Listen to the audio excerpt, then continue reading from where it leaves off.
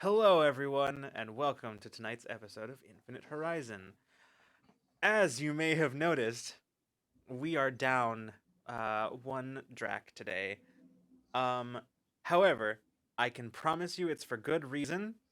It's that Drac is finally fucking resting. So Better be Drac, asleep you right better, now. you better be asleep. You better not. I better not catch you in the chat. Uh, Oh yeah. anyway, so Drac is taking a Rest personal for day for Drac. rest. Yeah. Rest for Drac. So a much needed one as someone who is not Drac, looking from on the outside looking in, a much needed personal day. um we will not be joined by our wonderful time traveling lizard boy, but we do have a great show for you tonight. I assume, because none of this is planned ahead of time. So All scripted. It's all It's all we're the most scripted. talented performers in Yeah, the world. we just- Wait, got- fuck, you guys have been getting a script? That explains so much about where Peach has Yeah. been this season. Yep. It all Damn it. all becomes clear. We were wondering why you were missing your cues, Olivia. Yeah. It's like, is she going off book? I don't remember any I of don't know where. this. Like, where am I lost? Must have just lost your place. Yeah. All right. Well, so yes, we'll be continuing on without Drac for tonight, but hopefully he will be getting some much needed rest. We do have some announcements before we get into tonight's episode, and of course, they are, well, this isn't so much of an announcement as much as it is me just sort of saying anybody who is currently in the south of the US, particularly in Texas, please stay safe and please stay warm. Also, I don't know why you're watching this right now, because that's probably a bad thing, so don't be doing that. But please do stay Power's safe. been rolling. It's been on and off. So some people have a couple Yeah. hours of it. But yeah, so as a result of all of that, we did not have an episode of In Too Deep this week, as many of the players are in the affected areas. So, One of the lesser known effects of climate change, it cancels streams. Yeah. So All of them are okay. So don't. It's they're all doing all right now. But yeah, so there was no new episode of In Too Deep, which means there will not be a new one up on YouTube this week. However, we do have Ramblemancy on Could Friday. you imagine there was suddenly a new episode to upload That on would be Saturday? wild. That would be. I don't know how we would even manage that. It would just be like, you know what? It would be like an episode of maybe the rest of Rule of Lore speculates as to what the episode might have been like. What would have happened? What would have happened? What would have happened? It would be called "What Would It Have? What Would Have Yeah. Happened?" Unless that's already taken. Yeah. I don't know. I don't know. Maybe it would be something like, I don't know, like. No, I'm not smart enough to come up with something. What could have been? With like a play. Yeah. on This show the is name. now speculating about what the speculation show for Into Deep Right. will Yeah. be. We Oh, must go gosh. deeper. Too Meta. deep, in Oh, fact. oh, All right, jeez. let's move on. Too This greedily and Friday- too deep, you might say. This Friday on Ramble, off to a great start. Like, I'm starting to suspect that Drac was somehow the grounding force that kept us on. It's like with Henry, right? We just blame Drac when things go wrong and Drac's not here. We blame no. Drac. No. So, Ramblemancy on Friday. We will be coming and hanging out with you, Freeman, John, and I, to talk with you about creating and connecting through video and live stream. And we'll be joined by a special guest, Ray, at Raybird from Resonim. We've been wanting to have her on the channel for so long, and I'm very excited to have her. Ray's really cool. She just recently started her own Twitch channel, although she's been involved in streaming for a long time with Resonim, a gaming company that she works for. And she has recently started a new Twitch channel, Ray's Retros, where she plays a bunch of retro games, starting with Chrono Trigger, actually. So that's what she's Love been doing that. recently. So very excited to have Ray on this Friday. We'll be talking about, again, that's creating and connecting through live stream and video. a topic that I'm told she is very passionate about. So I'm really excited. That's so good too, because that was a topic we've had on the list for a while. We just Yeah. didn't have a guest for it yet. Yeah, and then like as soon as we brought it up, we're like, you know what would be great for this if we could get her last minute. And so yeah, so very excited for that. Otherwise, I have some things that I may be able to announce at some point in the near future personally, but at the moment, Ooh. nothing. So this is an announcement that you may or may not at some point in the near or distant future get an announcement from me about something that is happening. Oh, the announcement for the announcement. Yes, we're very good at those. We're really good at the I'm writing down useless information. Thank you, I appreciate that. John Numa, thank you for bringing this up because I almost forgot. But space announcement: NASA's Mars landing tomorrow at 12:55 Pacific. right. What? Yeah. What's yeah. landing on Mars? It's the oh god, That's cool, that's what's cool. it called? I forget what the name of it is. Don't remember. My Someone brain in chat is. probably knows. Is it like a person or like a robot? I think it's an uncrewed mission, I believe. Yeah, Perseverance. Thank you, John Numa. Perseverance. That's what I was. Okay. That's the name that I was looking for. Yeah. So that's very exciting and really cool. I'm looking That's forward to that. awesome. Yeah, me too. I've been hearing people raising. Yeah, it's a rover in search for actual evidence of life, according to John Numa. Heck yeah. Oh, So, that's cool. Yeah, very exciting stuff. In semi-related news, that is also kind of related to this show that we are trying and failing to start. John, Caitlin, and I researched space elevators and skyhooks today, so that's fun. They're very cool. So cool. They're It's so so cool. Wait, like, what? I didn't know any Cool. of that was real, and it all sounded extremely badass in sci-fi. Yeah, Mhm. very exciting. Anyway, I don't know what that is, but it sounds cool. that's cool. You'll sounds find out when familiar. it becomes relevant in Infinite Horizon. You know. Yep. Cool. Perfect. That's Sounds good. with me. That's how I like to learn things. Great. Awesome. When All it's right. relevant, yeah. I mean, right? Yeah. Yeah. All right. Well then, Caitlin, do you have stuff you want to shout about? Yeah. As always, you can catch me doing more tabletop RPG things with more superpowers over on Q Times on Power Play at 5 p.m. Pacific time. How long have you been on that show, Caitlin? So we're on season 2. We're halfway like right through smack season in the 2. middle of season 2, Yeah. right? Yeah, like Yeah, and we have it's a 10 episode seasons, and next Mhm. week is episode 6. So, only 15 episodes worth, and I don't ever remember the time. I know what time it is here. I have to do math really quick. But as I've said before, if it's not at 6 p.m. Pacific, I don't know what time anything is at. Fair.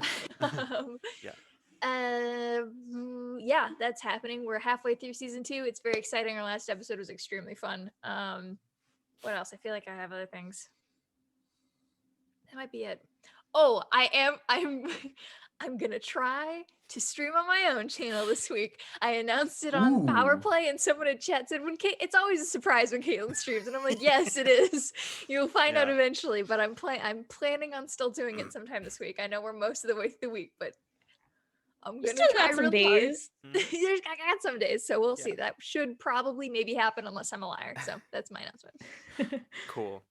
All right. Well, does anybody else have any pre-stream things they would like to say? No. I'm Freeman and I'm here. You might hear the cat yelling, but that's, cool. you know, that's it. Oh, I do have another announcement. Oh, yes. But it's related to this show. This is episode 40. Mhm. Oh wow, yeah. Yeah. Oh, and This show's becau- been going on for, Yeah, because I forgot to announce it last week. And then I also forgot to announce it on Ramblemancy because Omar is so charming and wonderful that we just like couldn't yeah. remember anything that we were doing. Mhm. It is now officially, as of last Friday, it has been officially 1 full year of Infinite Horizon. Like a full year. Woo! That's unbelievable. crazy. I I can't love it. believe that. Wild. Feels like it's been for like we've I been know, doing like, it we've forever. always been doing this. Infinite Horizon has always been here. It's literally in the name, you guys. It's infinite. Infinite. Yeah, Yeah. it's been. There's yeah, no yeah, beginning and no end. It's just okay. I'm sorry. I can't. Unbelievable. It's I been- can't believe that. That's like Yeah. 1 whole year. legitimately after Ramblemancy on Friday, John said we were just too busy being charmed by Omar to remember Yep. to announce. That's Yeah, very that's true. true. We were. All right. Well then, without any further ado, I believe we can get into tonight's episode, starting with the recap, which I will remember to put on the screen. Oh, that's fun. Maybe I won't do that because it's not cropped and I didn't think about that. It's fine. It's fine. I'll just do it like this. Oh, so they can see our faces too. Yes. Now. Yes. So, but I will not be able to. So, all right. Previously on, you guys are making weird faces. I just know it. All right. Previously on trying not to. Having secured the help of Scrapyard Squadron, the crew of Awakener broke through a corporate-funded pirate blockade above Thoria 7. Oh, by the way, because I forgot to put proper nouns in like the previous episodes, I forgot to give them to you. John and I decided to shortcut it and put them in the recap. A corporate-funded pirate blockade above Thoria 7 and descended to the settlement of Farhope.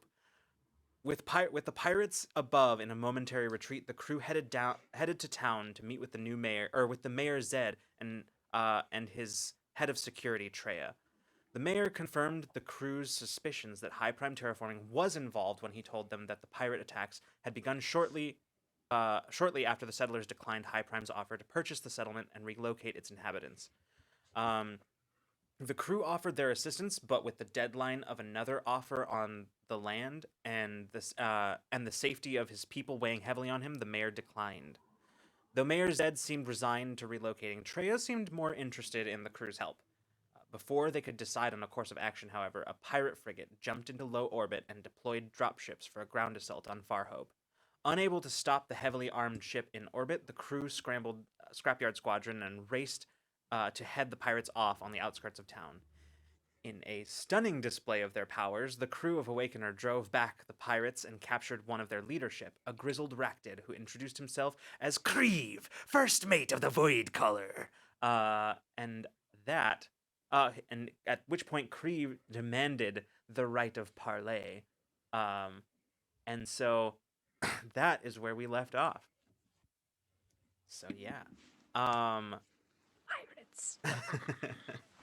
So, where we begin today, I will say, you know what? Let's just go ahead and say we'll just pick up pretty much exactly where we left off, in the exact moment. So a field full of unconscious, groaning pirates, several of whom have just fallen about 30 feet.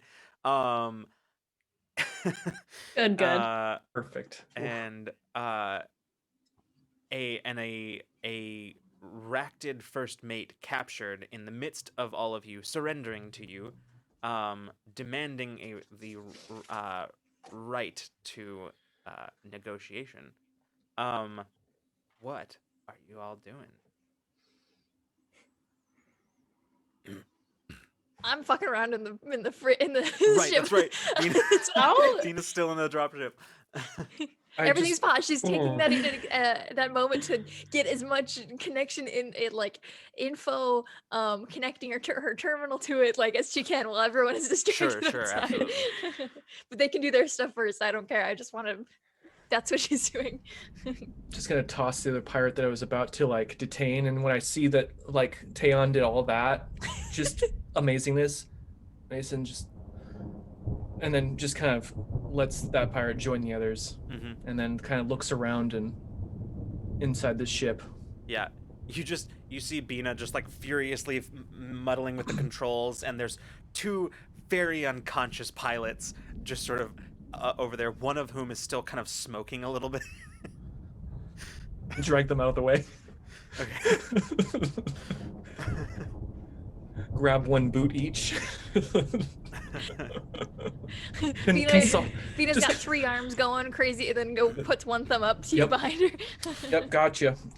Is he the only one conscious? There's others who are like just very dazed and just sort of like groaning on the ground, like, but they fell a significant distance. Some of them probably injured themselves, and some of them are just like, like just got the wind severely knocked out of them, and they're just like on the ground, just sort of breathlessly making sounds of pain and surprise. Peach is kind of dusting herself off from the fight, like brushing off like dirt and just like probably all the crap that got on there from this tussle. And I'm gonna kind of go up to him and have my hand on my weapon as if I would use it, and just say, "Why don't you drop any of your weapons first? You can go put it on the ground over there." Aye. Of course. And you see as he reaches to his belt very slowly, Vix, like as he moves, Vix just like takes the rifle that he's picked up from pirates, and he says, slowly. You don't want to piss off my brother. It just sort of takes. You can see that he takes basically what looked like just sort of two thick, cylindrical objects off of his belt, and just sort of tosses them onto the ground. And then just sort of reaches to his back, to the small of his back, and withdraws a small sidearm and tosses it also onto the ground. And the rest of it? And he reaches into his boots, starts pulls out two much smaller sidearms, tosses them, then reaches to the smallest back on the other side and pulls out a dagger and just sort of tosses it on the ground. Oh. That be all of it. I hope so. Nice to meet you. My name's Peach. I see. You don't seem like one of the settlers here.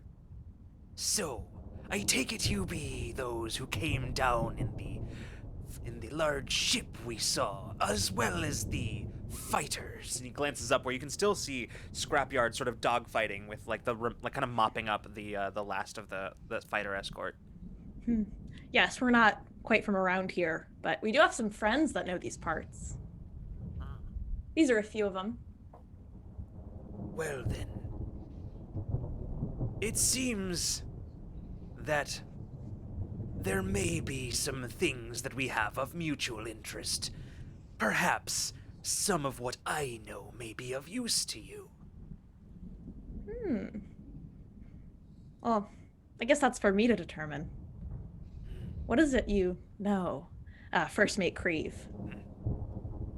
Well, for starters, I know precisely why the Void Caller shows no fear in the face of battle and overwhelming odds. A piece of information that if ye be defending these parts would be of use to you. I'm gonna use I want to use mind reading. All right. Fair enough. Exactly at that moment when he's starting to say like I know something, I want to do that so that I can maybe catch him directly what he's thinking and then see if he says something different. Okay, I am gonna have you make a roll here real quick. Okay. But it's gonna be there's gonna be an intellect roll. The difficulty is going to be hold on, actually I can tell you right away. The difficulty of that is going to be 6. Difficulty 6. Would you say this is a pleasant social interaction? Sure, yeah, I would say so. I'd say it counts as a pleasant social interaction. There's no active animosity taking place here. This is I'm being sort of friendly. a negotiation. Yeah. Okay, this is that's down to 4. I'm specialized. Okay.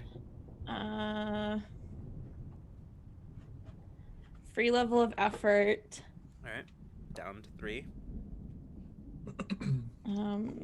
I don't think I have anything else that would help with this roll because persuasion wouldn't help because this is just a mind reading skill. Yeah. Okay. I'm going to spend 1 level of effort to get that down to a 2, and then I'm just gonna roll. Sounds good. Go ahead and give me that roll. 6 or better. Okay. Okay. Ooh, I should use my metal die because they're pirates. I don't know, it just feels right. Feeling metal Pirates are tonight. pretty metal as fuck, so. I know. 14. 14, all right.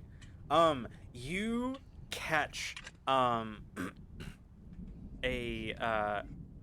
like, it's all kind of a jumble, because basically what you're catching is sort of a pretty complex thought. And you're not entirely sure what you're getting.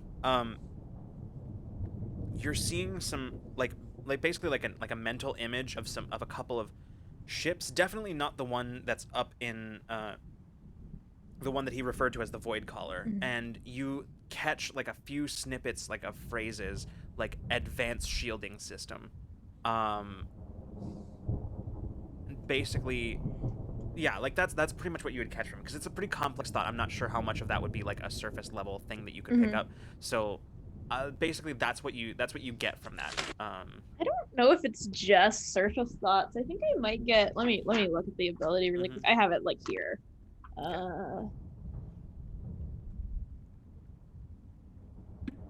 Oh no, okay, it is surface thoughts, but it says once you've established contact, you can read the target's thoughts for up to 1 minute. Okay, sure, sounds good. Yeah, which I did not realize before. So here's the thing: a surface thought while somebody is talking to you is not thinking like, okay, and so this is how this works, and this works like this. I know, but like, so I know, but still. So basically, that's what you get. You get an image of 3 ships smaller than the one that you are seeing in orbit. And so they don't look like any of the ones that are here right now? None of the ones that you've seen. Okay. And you basically and the phrase that you catch is advanced shielding system. Okay. Cool.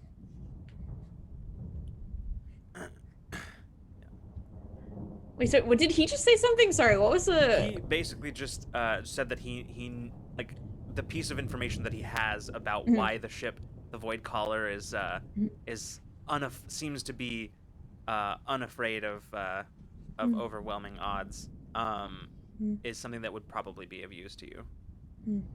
So a weakness, a ability, a particularly fierce captain. Am I getting warm? He you can see he bears his fangs underneath the underneath kind of his like mandibles, and he just goes, "First I'll be needing a guarantee of personal safety." I don't know, Vix, what do you think? I think I'm out of practice, but I could probably put one right through the thorax. I mean, I don't know about my brother here, but I can guarantee your safety if you tell us something useful. And if it's very useful, then I'll keep Vix away too. I'm glad no one else is here right now. This is a little harsh. Okay, so I mean Mason's totally like right there, so oh, okay. But cool. Of anybody who would not give a single fuck about this, Mason's at the top of the list. So I'm actually gonna have you roll on this one as well. Okay. This one, however, will be a persuasion. So yeah. Okay. It's same thing, difficulty 6. Okay, persuasion.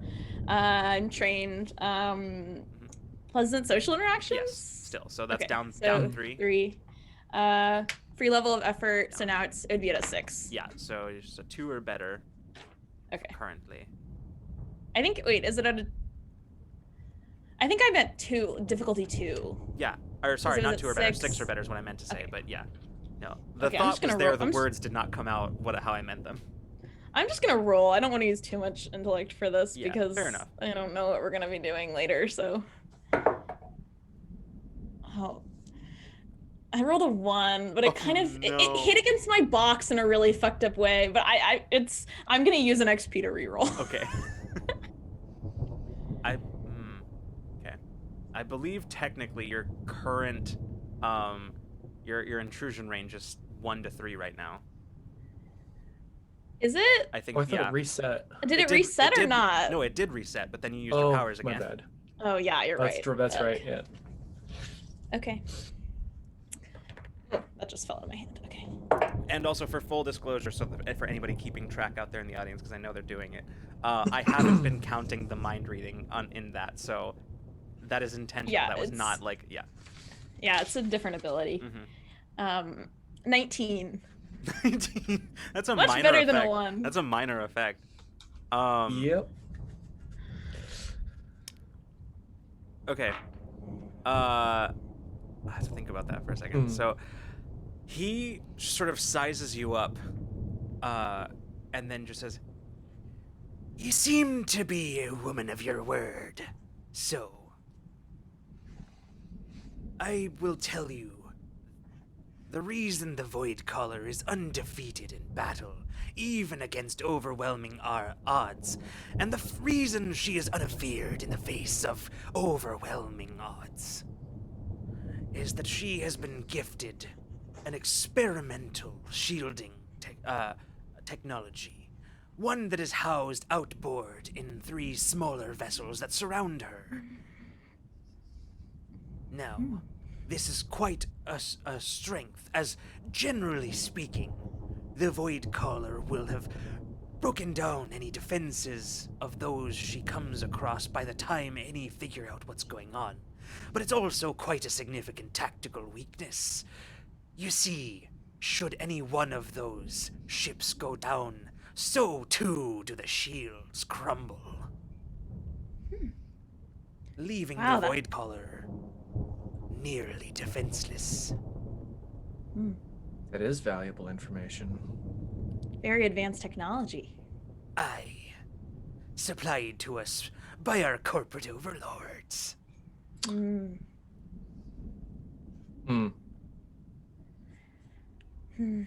unpirate of you, if I do have to say myself, but In that we agree, lass. Can I so does he disapprove? Like, can I get a read on that? I'm not gonna make you do that. You're already mind reading him, so absolutely, you can tell he definitely is not a fan of that whole situation.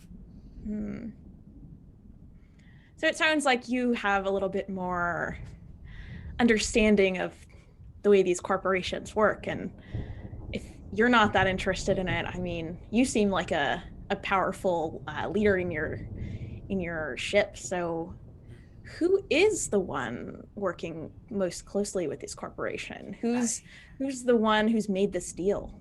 That would be our captain, Captain Calder. He's styles himself not a pirate, but future overlord of the border worlds. Ambitious man. Ambitious and stupid.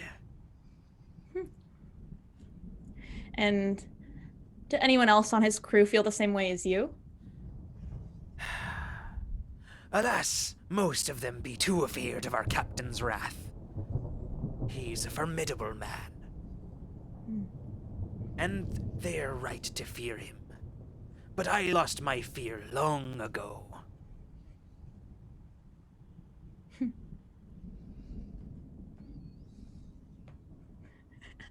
Sorry, I just love this guy so much.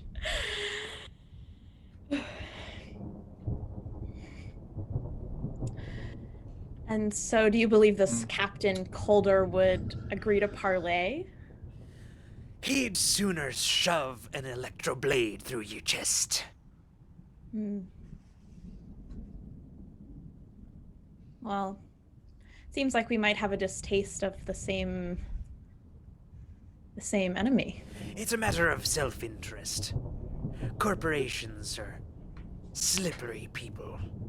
They'll turn on you just as surely as pay you. The only difference between pirates and corporations is that they've got more money. That's a good one. I might have to borrow that line. You're welcome to it. So long I'll give you as I credit, can of gain my course. freedom. Well, we're kind of in the business of defending freedom, so you're lucky we got here. Hey. And Bina, did you get anything useful in there yet? I'm gonna yell back into the ship. All right. So. What have my grabby hands gathered? All right. I'm just gonna have you make a quick roll. It's gonna be an Cool. intellect task. The difficulty of Sweet. which is going to be 4. Cool. Okay.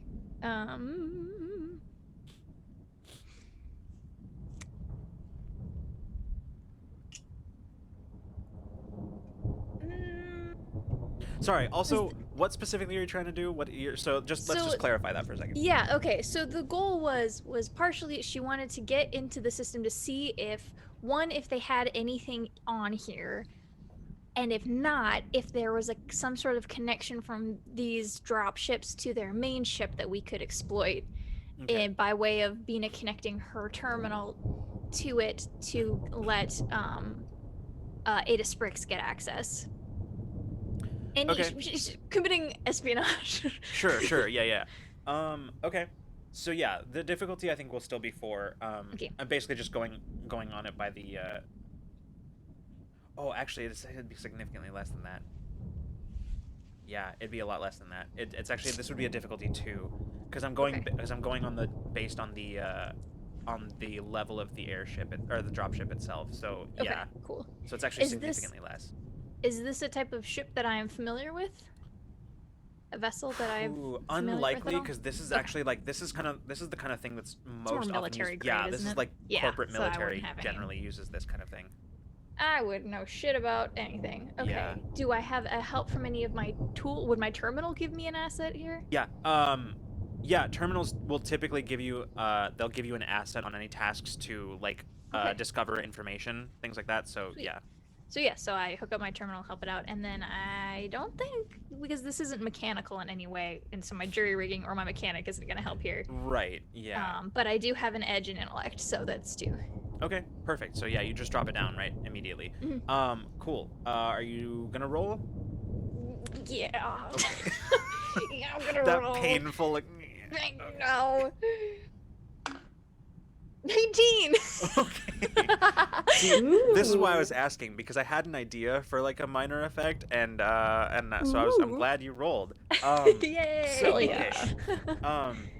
You start kind of connecting your terminal, trying to see if you can crack anything. And before you even start, you can see it's almost like your terminal is moving on its own, because you can Ada is, you can see all the little Ada emojis, right? Ada. I also 5 minutes ago in the middle of this battle, I was like, Ada, I'm going in, Yeah. help me, and then ran. So she knew I was coming. She was Yeah. ready for me. She's already connected through, because basically all of your terminals are synced to Awakener's systems, so she's basically just pathed in through that Yeah. remotely. So yeah, so you see as this is all going, you're finding, I mean, there's not much as in terms of what you're gonna find in the dropship as far as Yeah, I figured. yeah, but here is you're basically combing through it. What you find in we'll say that you were successful as far as in terms of connecting into sort of the dropship systems, and you watch as Ada immediately just begins scrubbing all security protocols in the dropship. They're just a scourge on a total scouring of the of the dropship security systems. And this is what you get from your 19. So you also you hear Ada's voice come in over comms as she just goes, "Oh wow, I don't think they want me here. I just found something really fun." And as you look, you see displays sort of pop up on the dropship screens.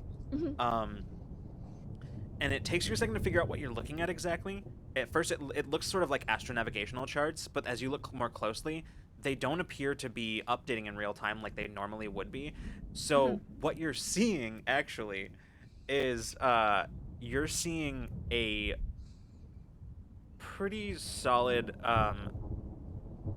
Oh wait, no, sorry. They are updating, because what you're seeing isn't it's not what you're missing from them is the fact that there's not a whole lot of navigational data attached to them. It looks like just star maps, but as the more you look at it, the more you realize it's a map of the system, and on it you see a whole bunch of moving dots, moving green dots. And as you're looking at it, you realize that what you have tapped into is the pirate's IFF system. Nice. So yeah, you basically right now have a real-time look at the pirate's positionings in the system. Can we stay connected to this? Huh? Can Ada stay connected to this if I'm not Yeah. hardwired in? Yeah, she's already in, so like there's Yeah. Excellent. Oh, amazing. Yeah, and then I wanna search for ciphers. Yes, I was so hoping you would. Ooh, The nice. thing we always forget to do. Is I the wanted name of to the search game. for ciphers on all these All right. people, all the soldiers know. too. Yeah. I'm packed with ciphers. I have to use them. yeah. I don't think I have 'cause any. I keep using Okay. mine. Let me pull out my thing here. I thought I had this bookmarked. I was incorrect. I should though. That's the thing that I should be doing. Okay. So Marking is so hard to do. so I think it really is. As a person with ADHD, bookmarking is hard. So here's what I think I'm gonna do.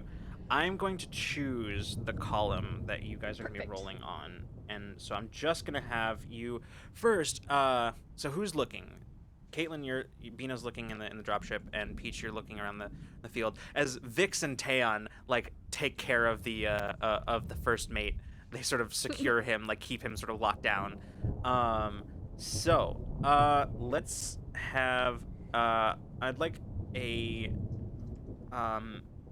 intellect roll from both of you. The difficulty on this is going to be actually the difficulty on this is going to be 2.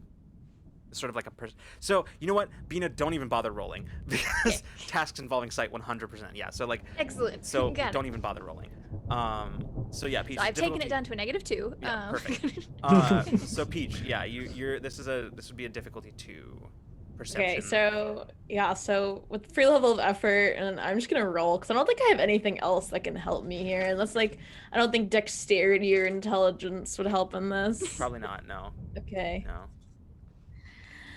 that's okay. So 3 or better, Yeah. 4 or better. What is it? Wait. So sorry. You roll. Yeah. I rolled a 9 or 6. 9. Perfect. All right. So, now I'm gonna have you both roll. Since you both succeeded, both roll a D100 for me. Wow. This is exciting. I haven't done this in a while. I know we never roll. We never roll for these.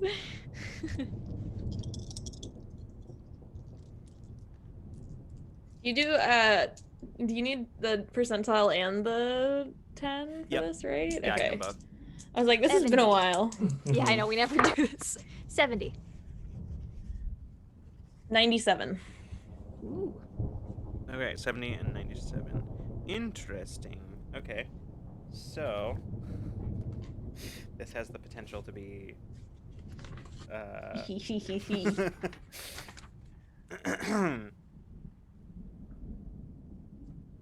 Hmm. Whoa, okay.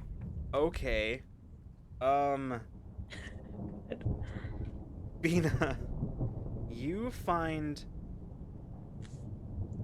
that's incredible. Okay, you find a small canister, probably about yay big, and looking inside of it, it looks like there's some sort of like liquid inside, but as you look more closely at it, you are seeing that there's sort of a bizarre magnification effect on the the glass of the container, and as you look, you can see that what it's doing is magnifying the inside of the container, and inside you can see all the like little, what at first you took to be kind of like almost like bubbles on the surface of the water or of the liquid inside, but then as you look, you realize that it's not just on the surface, it's also within the liquid, and you realize that what you're seeing is like hundreds of thousands of nanites. So this is it really just labels it as disrupting, but I'm gonna call it a like nanite cylinder, which For the next 24 hours, each time you strike a solid creature or object, you generate a burst of nanites that directly attack its organic cells. Target takes an additional point of damage and loses its next action.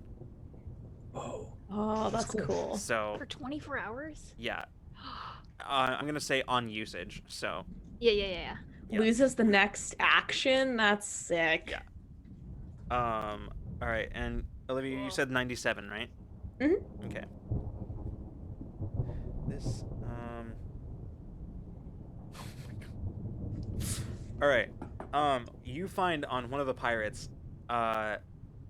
you find an object, that appears to be sort of like an aerosol dispenser, basically. And for the sake of not having to make you roll to identify it, I'm just gonna say that it's probably labeled. But this is essentially like a canister filled with friction-reducing gel, which, when spread across an area up to 10 feet square, this makes things extremely slippery. For 1 hour, the difficulty of movement tasks in the area is increased by 3 steps. Ooh. Oh, you got that banana for like the banana peel. Wait, what is for it all called the- again? It's friction-reducing gel. Okay. That's a cool thing. Wow. For an hour? Yeah. An area of 10 square feet. Bottle of grease. Mhm. I love that. Cool. Did we have to roll for level of these, or did? You know what? Yes, actually. I actually don't think that it matters on Yeah. the friction reducer. Level on- 8 slippery slide. Very slippery. It will matter on the disrupting nanites. So on the nanite cloud. So go ahead, and Caitlin, and roll me a d6.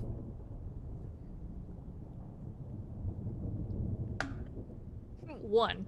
Okay, so it instead of the 1 additional point, it'll take 2 additional points. Nice. So note Dang, that. that could have been really cool. Yeah. So just so that you're aware, these are on page 350 and 351 respectively in the it might be different pages actually if you have the other rule book. So Probably a different one than Yeah. mine. so Oh well. all right. Anyway,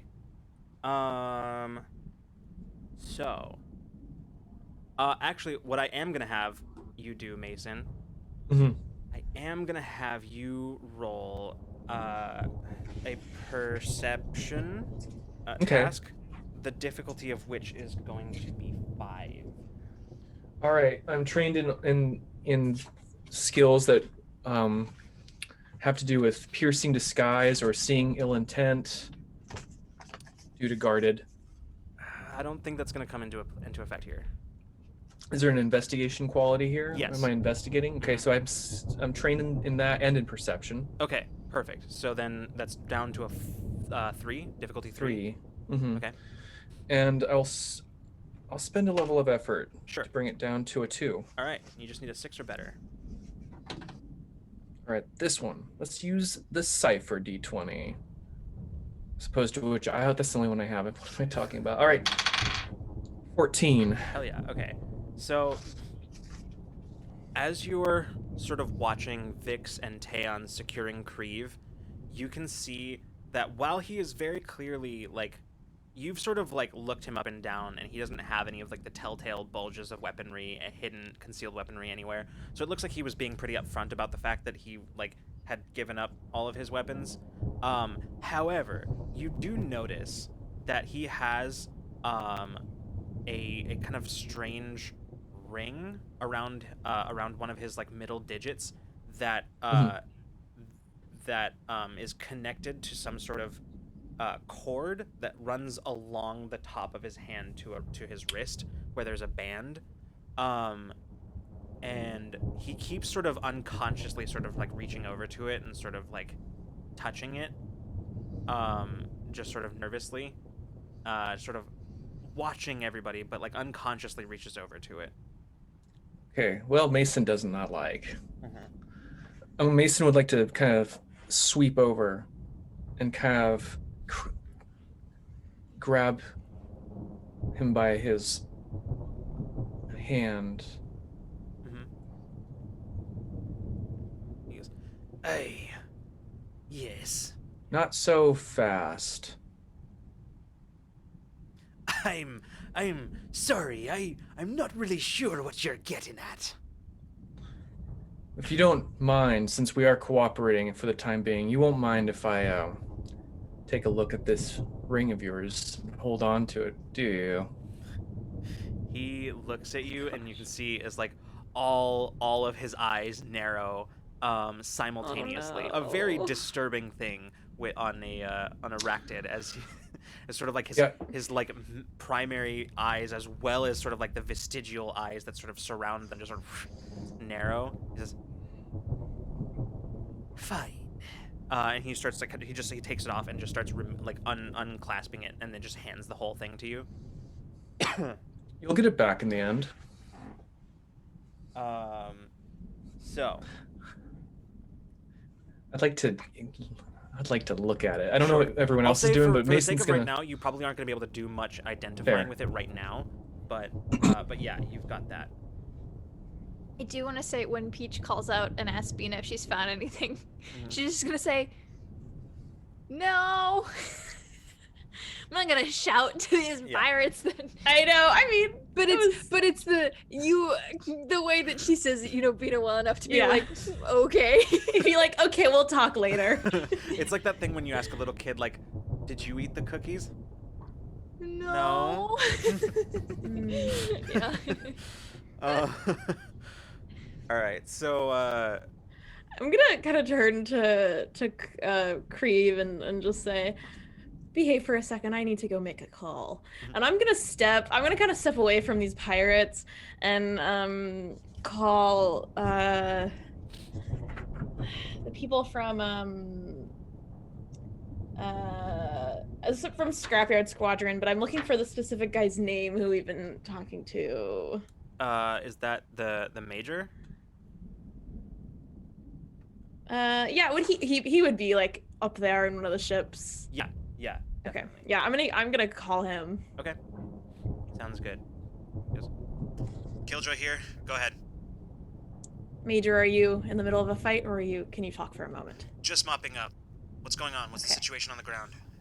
So we have taken out a lot of the pirates down on the ground, and we actually found out some helpful information. And I'm going to kind of relate the whole thing about the three ships that are rotating around the Void Caller. Okay. Yeah. All right. He is silent for a second, seeming to like take in that information, and then just. All right. We'll rendezvous back on the ground. I think, given the circumstances, it's probably a good idea that we maybe pull in a little closer to the settlement. Maybe good idea. Get everybody landed there, occupy that space where the dropships landed. Sounds like a plan. All right. I'll begin coordinating that, and we'll meet on the ground in 20. Great. See you soon.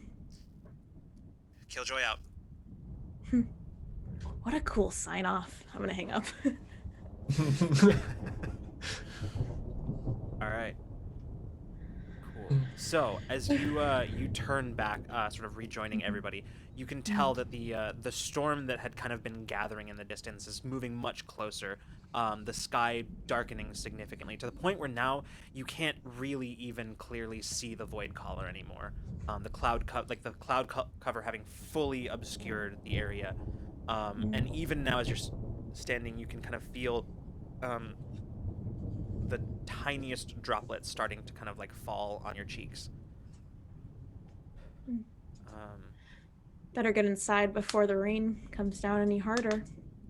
Vix looks around and goes, so he looks around where like some of the pirates are like sitting up, like clutching ribs, like goes, what do we do about them?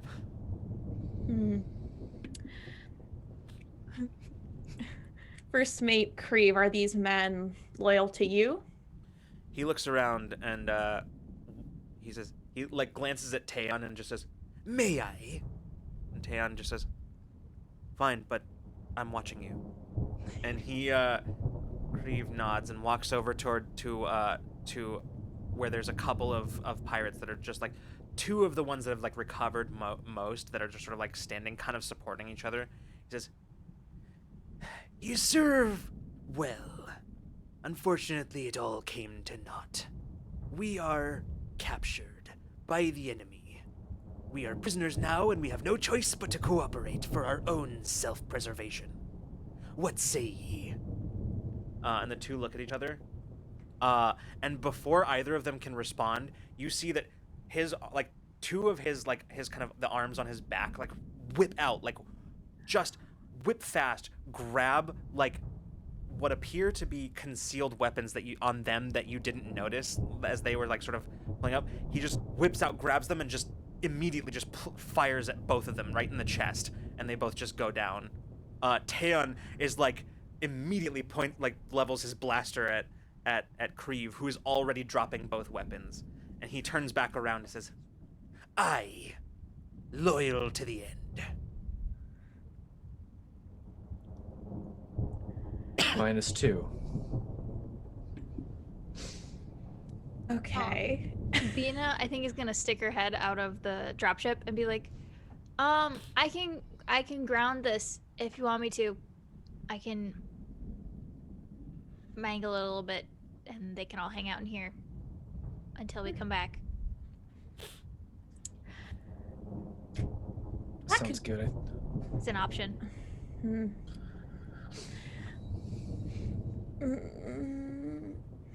I'm gonna kind of turn back to Weld them in. I've done that before. Weld doors shut. Weld people into rooms. Oh my gosh. We did that on the first, Theoretically- like, our first adventure. Theoretically, if Ada's already in the ship, the dropship systems, she could, like, Lock them reset. down. Yeah, she could reset all of the passcodes and permissions and things like that. So you could effectively lock them in. You don't have to worry about them running around. Yeah, you could if we don't effectively want them to. detain them in their own dropship. Yeah, I mean, that's my thought. Yeah. And they can figure out if they would like to be loyal to the corporations or if they want to be pirates again. And they can discuss that amongst themselves. And when we come back and get them, they can make their decision and let us know. That sounds like a good plan. All right. Well then, we'll say then, for the sake of this, that between Taeon, Vix, and Mason, like, you all get the pirates herded in, and like some of them kind of dragging their unconscious comrades into the dropship. At which point, Bina, having thoroughly searched the inside for anything they might be able to use to their advantage, you step out of the dropship and you see. I am gonna go, like, into the, like, Ada can ground them, lock them in. I also want to, like, before they get everyone in, I want to go into, like, a panel underneath and just, like, disconnect something that can easily be reconnected, but, like, that will prevent any bullshit until we've decided that they can be friendly, and then we can inform them on how to reconnect that when the time comes. But it's just an extra, just in case somehow they bypass Ada's bricks. Yeah. But I'm gonna do that as well, just as like a little bonus. some. Perfect. Yeah. Nice. Easy enough to do. And as you pass by them, as they're being sort of shepherded in, you see you pass Krieve, who's the last one in, who looks between you and, like, the two downed pilots, and he says, "Ah, bit of a fighter, are ye?" You know, One of our just best. like nods and, like, looks at one of her friends and, like, yeah. And he just turns that another word and just, like, walks into the dropship. Before we kind of head out, I'm gonna turn to the assorted pirates in here, and turn to them and say, you might want to think long and hard about who you're loyal to. Is it the corporations? Is it yourselves? And would you all like to be part of our new, freer galaxy, or servants to the old? Might want to think on it. And I'm going to go ahead and walk out. Yeah, literally as soon as you are off the loading ramp, it closes behind you, and you just hear like the lockdowns on the thing, and then you hear somehow, even though like the dropship is not equipped for this kind of thing, you hear like you hear Ada's voice just. Well, it's more you hear like the computer with like Ada's voice basically just. Dropship lockdown initiated. Anti-pirate escape protocol in place. Ooh. That's good. I love them. I wonder, is that a protocol they just came up with? Made it up. Made it Most up. definitely. Taeyeon just looks at you. Ada's good at thinking on her feet.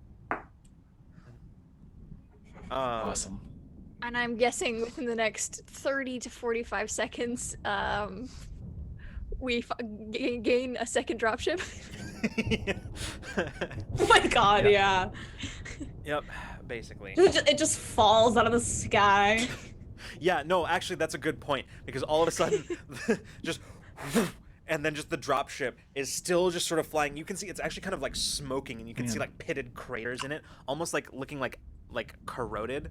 And you can see as it's just sort of like flies, and Bina, you can hear from here the engine whine of it just as it just sort of and flies off way over towards the mountains, and just it disappears over the trees. You see a whole flock of birds just take off to the sky, and then as everybody's looking at each other, Vix goes, "Okay, maybe we should do something before today gets any," and then you just hear just a huge explosion, and just like black plume in the sky, like from roughly that direction. Man. Vix, you're lucky he hasn't done that on you. Vix looks over and he says, "Yeah, I take it as a sign we're developing a rapport." Friendship. Give it time, and Mason kind of continues. Yeah. Oh, wow. What a fight. And we're gonna go ahead and we're walking towards the settlement now, right? Yeah. Yeah, we should probably let those folks know what's going on. Yeah. All right. This all went down in like 20 minutes. I Yeah. just need. Yeah. It's true. been barely 20 minutes since we left the settlement. That's true. Oh, and I'm gonna update everybody about the squadron meeting us. Sure. Yeah. I also am gonna have Ada pass along, make sure, like if they don't need the information right now, they don't need the information right now, but pass along to the squadron about the new intel we have. Sounds good. All right. So, you all make your way back to the Farhope settlement. And as you're making your way in, kind of towards that main sort of central avenue of the settlement, you're greeted at the front by Treya, the Terran head of security, and the head of security, not entirely accurate, more like basically these are like the group of people that are in charge of like keeping the settlement safe from the wildlife and anything like that. So really they're like kind the of, watch. yeah, they're kind of more like rangers almost, but yeah, they're the ones who set the perimeters, the perimeter sensors and like that kind of thing. So Treya, you can see her standing with a couple of other members, and like all of them armed with those same kind of like long, kind of rudimentary projectile rifles, sort of single like slug shot kind of thing. She just sort of steps up and says, "I don't even know what to say. I mean, I barely got everybody locked down before. I mean, I came out, and the dropship, I mean,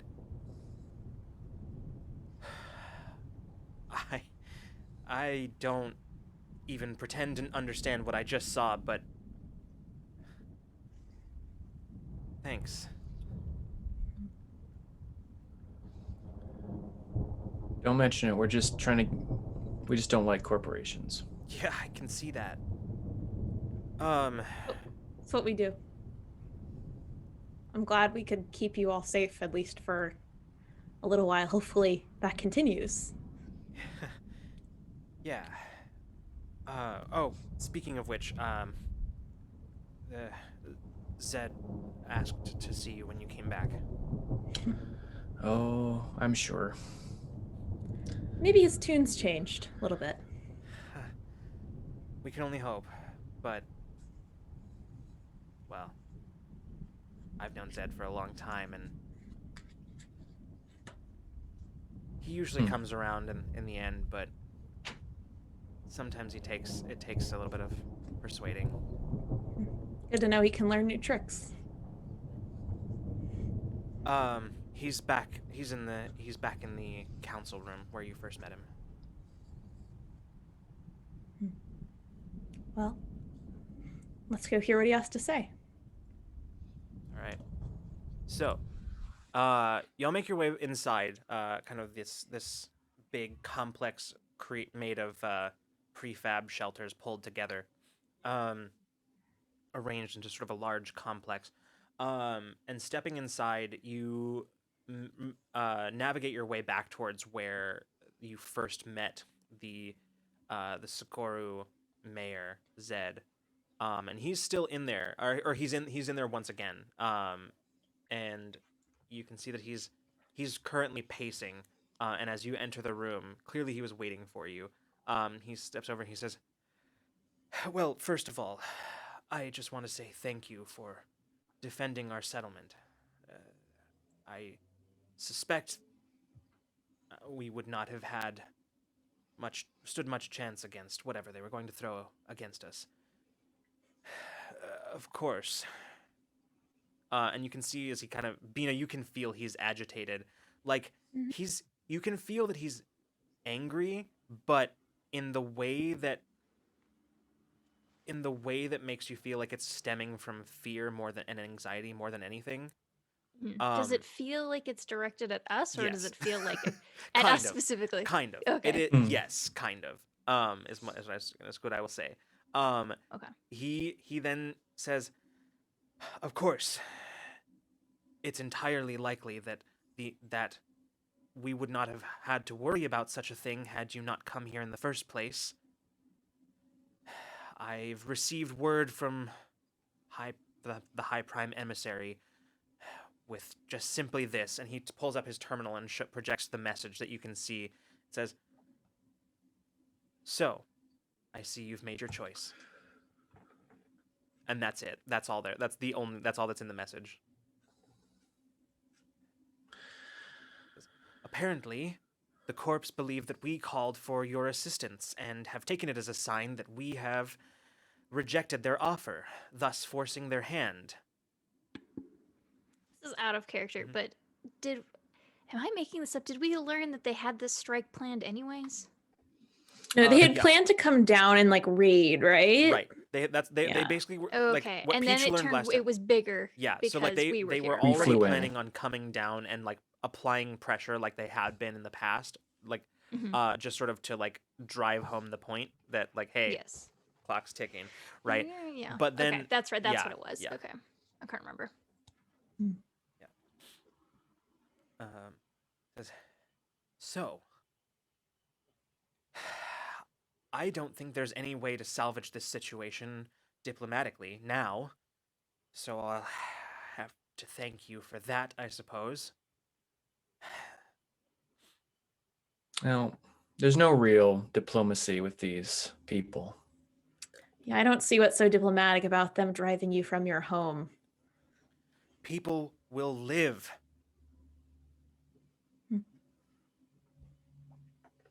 This isn't just about the planet. This isn't about the land. This isn't about any of that. Not for me.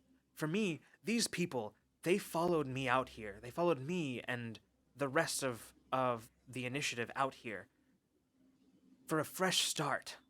They came following an idea, a dream of a better place that we could all build together, that we could live together. And the only thing that keeps that dream a reality is the people. As long as the people survive, that dream is a reality. But now... now, you've put that dream in jeopardy. And I understand you were only trying to help. I do.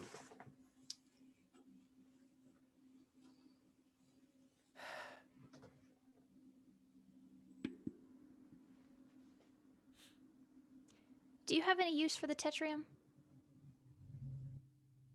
No, not. We have no means to refine it, and therefore it is useless to us in its raw form.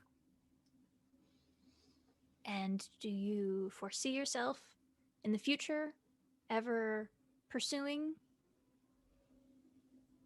refining tetrium? We had vague plans for once we were established enough to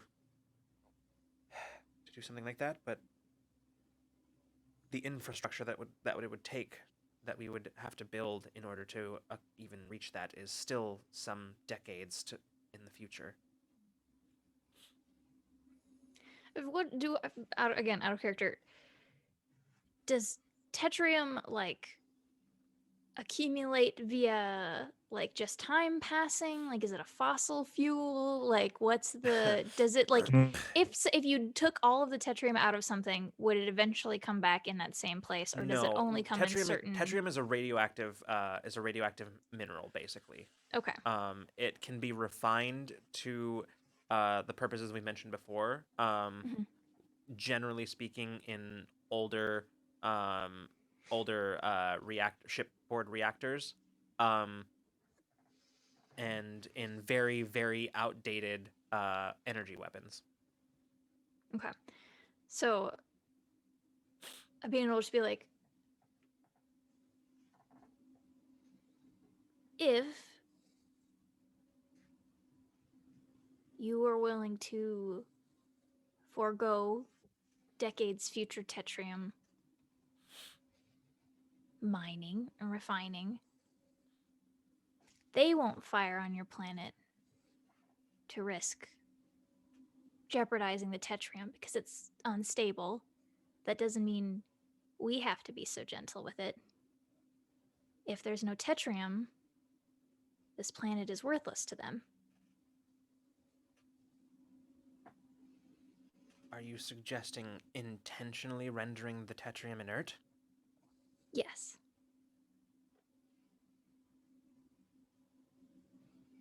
I can't say you won't face retaliation, but we've just proven we can potentially ward that off, and maybe we can get some more help in, build up if we know that it's coming. But that won't last forever because there's nothing worth fighting for here anymore. They'll move on. And if not, we might have a plan B. But if there's still tetrium here, they'll keep coming back.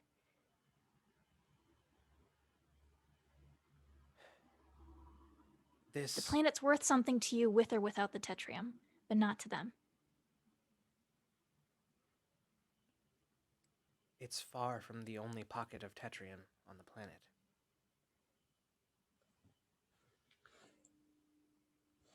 But it is the richest deposit.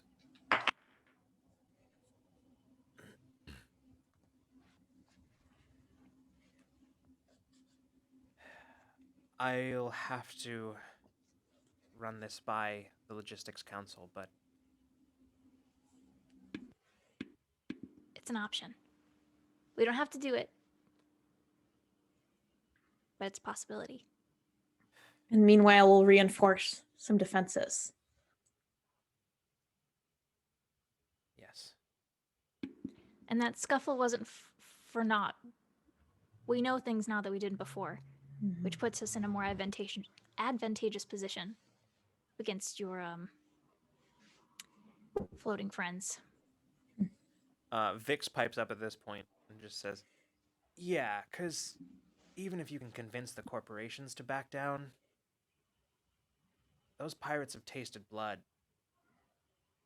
Something tells me they're not going to back down as easily, even if their corporate overlords yank their collars.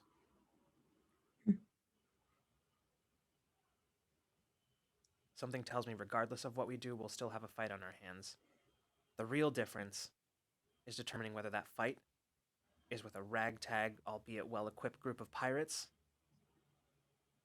or with the entire corporate sector.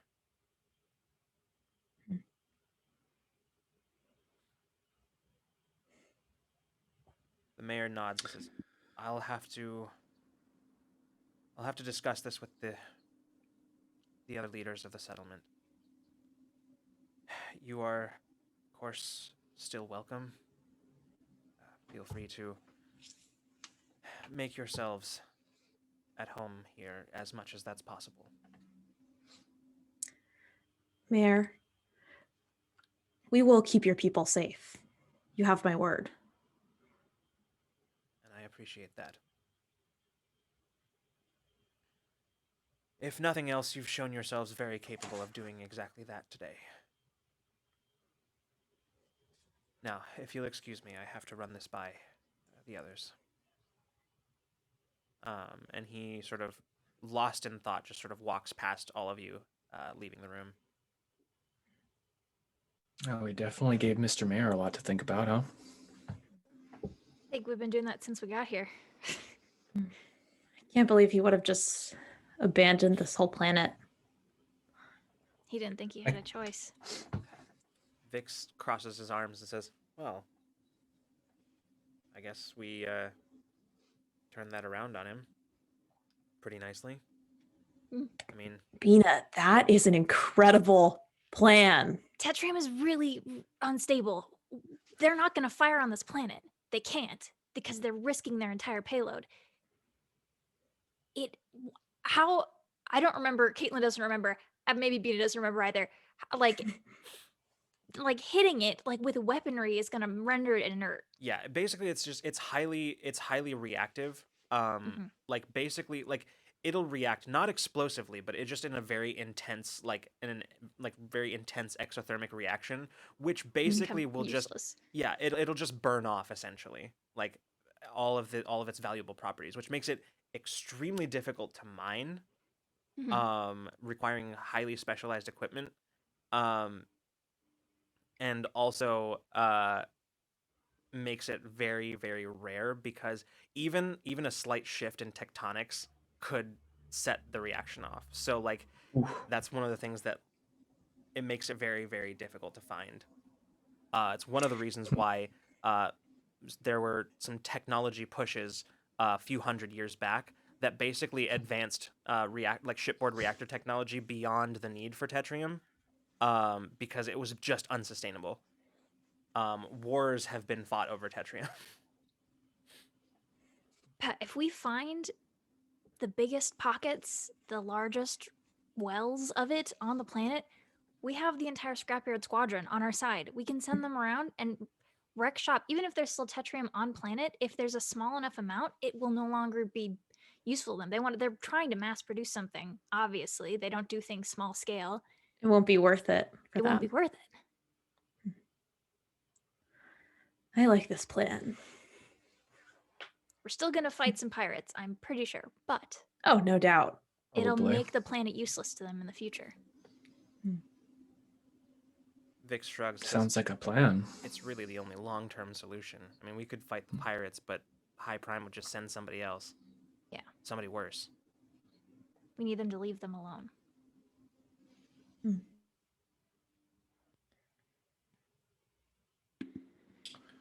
So I got some cool intel. Ada's got it back at Awakener. I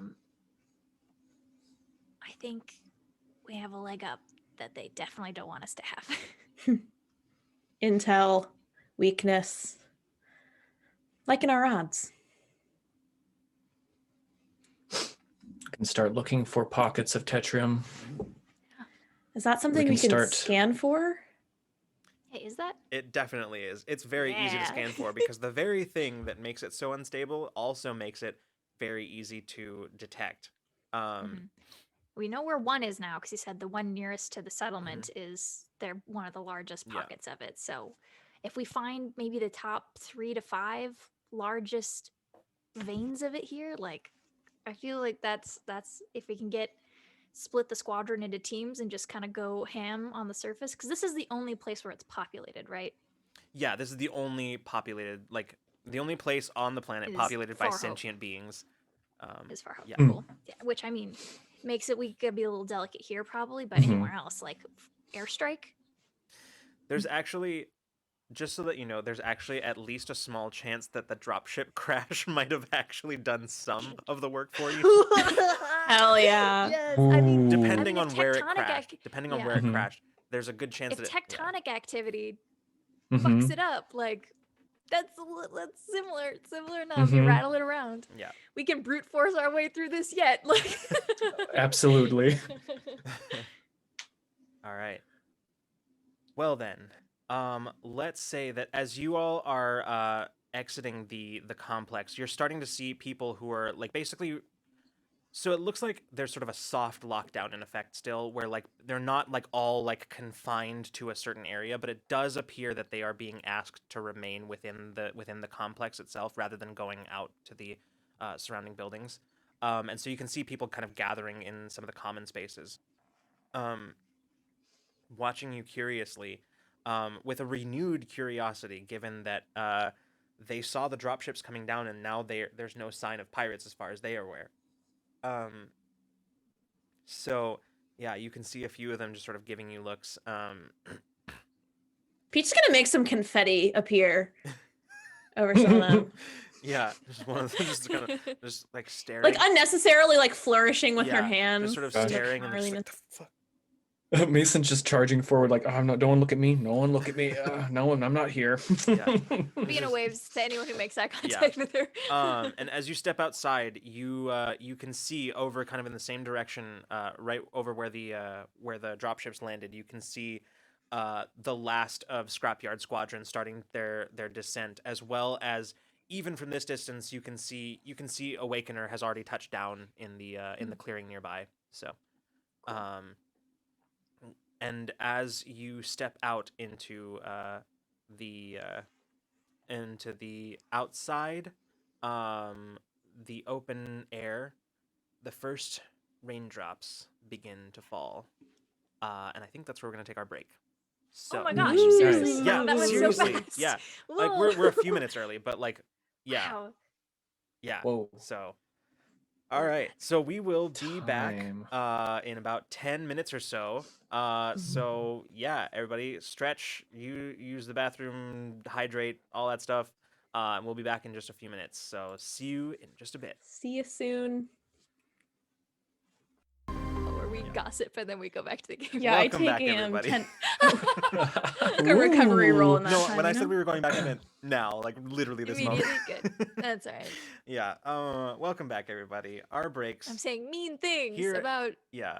I don't know people. People. Here at Rule of Lore, our breaks are 10 minutes asterisk. All right. Well, welcome back, everyone. When we left off, the crew was concocting a plan to deal with sort of to come up with a long-term solution to protect the settlers in Farhope settlement from the corpse. So when we left off, I believe Scrapyard Squadron and Awakener had just touched down, relocating their landing zone to the clearing just outside of the settlement. Yes. So currently there are 11 starfighters and one heavily modified freighter, and one very, very just sad-looking dropship in the clearing at the moment.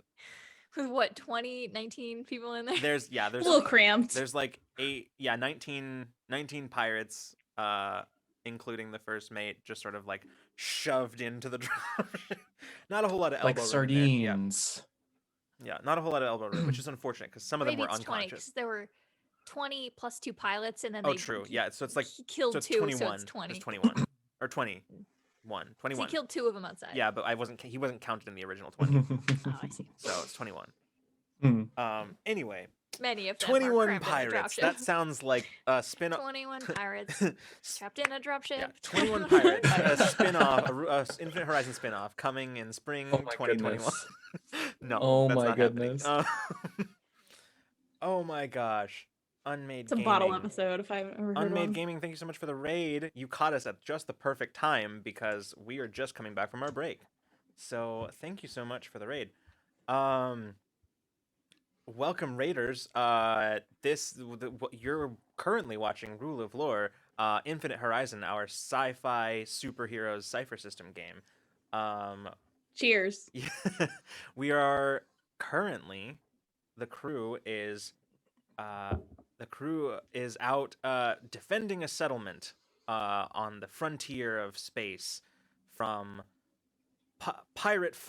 corporate-funded pirates who are trying to gain land for mining purposes. Ooh.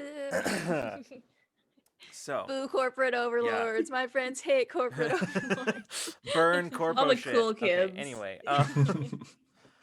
all right. So, having just left the mayor and his office, as he goes off to run your idea by the other leaders of the settlement,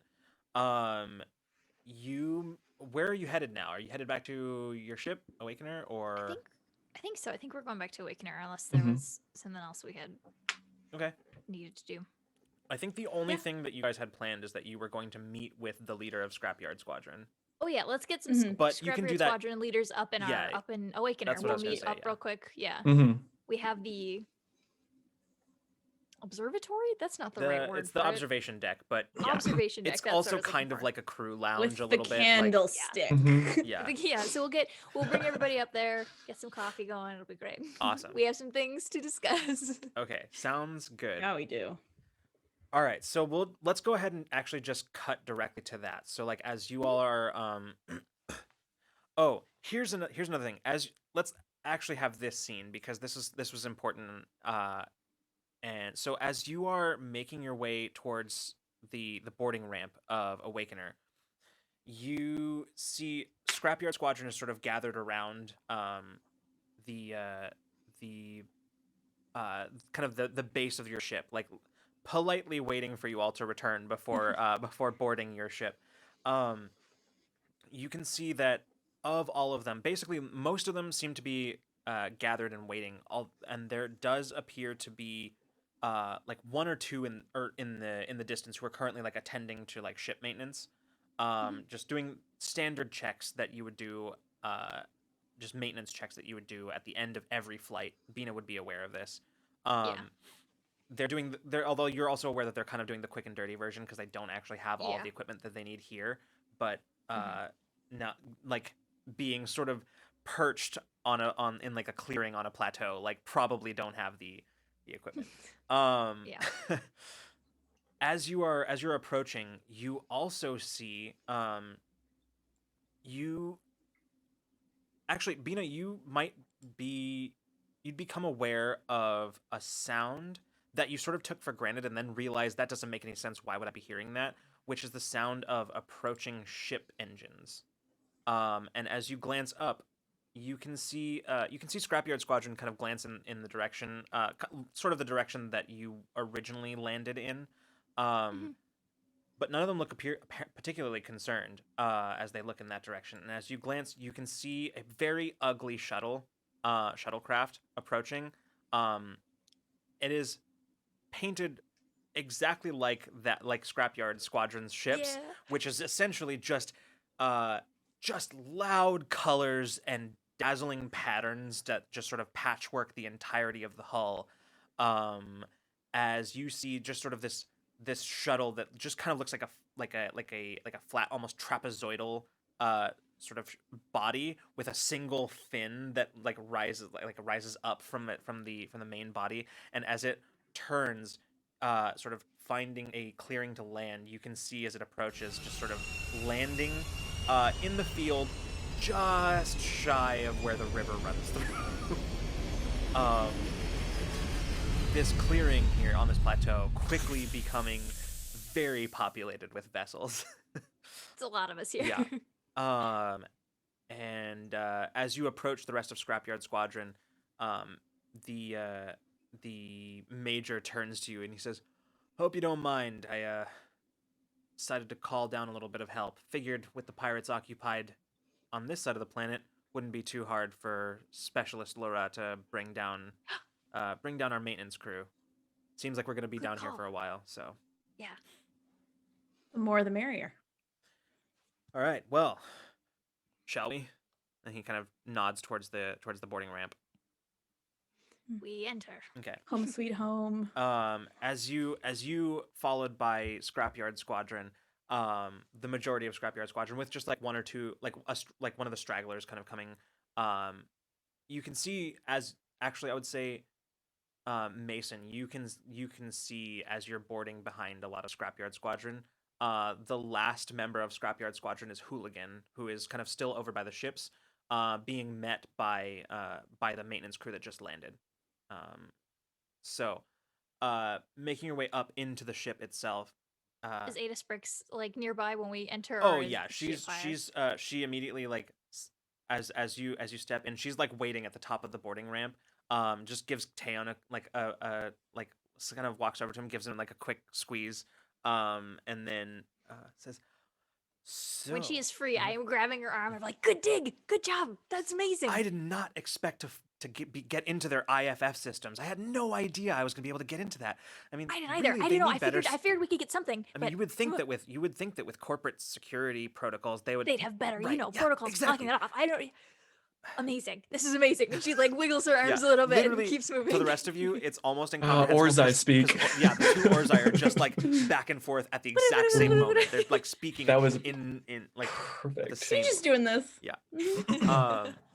But I love them so much. you make your way up to the observation deck, and so with everybody sort of just kind of sitting around on like the comfortable benches in the observation deck, I would assume you probably have the table up, like the briefing table raised from the floor. Yeah. Okay. Yeah.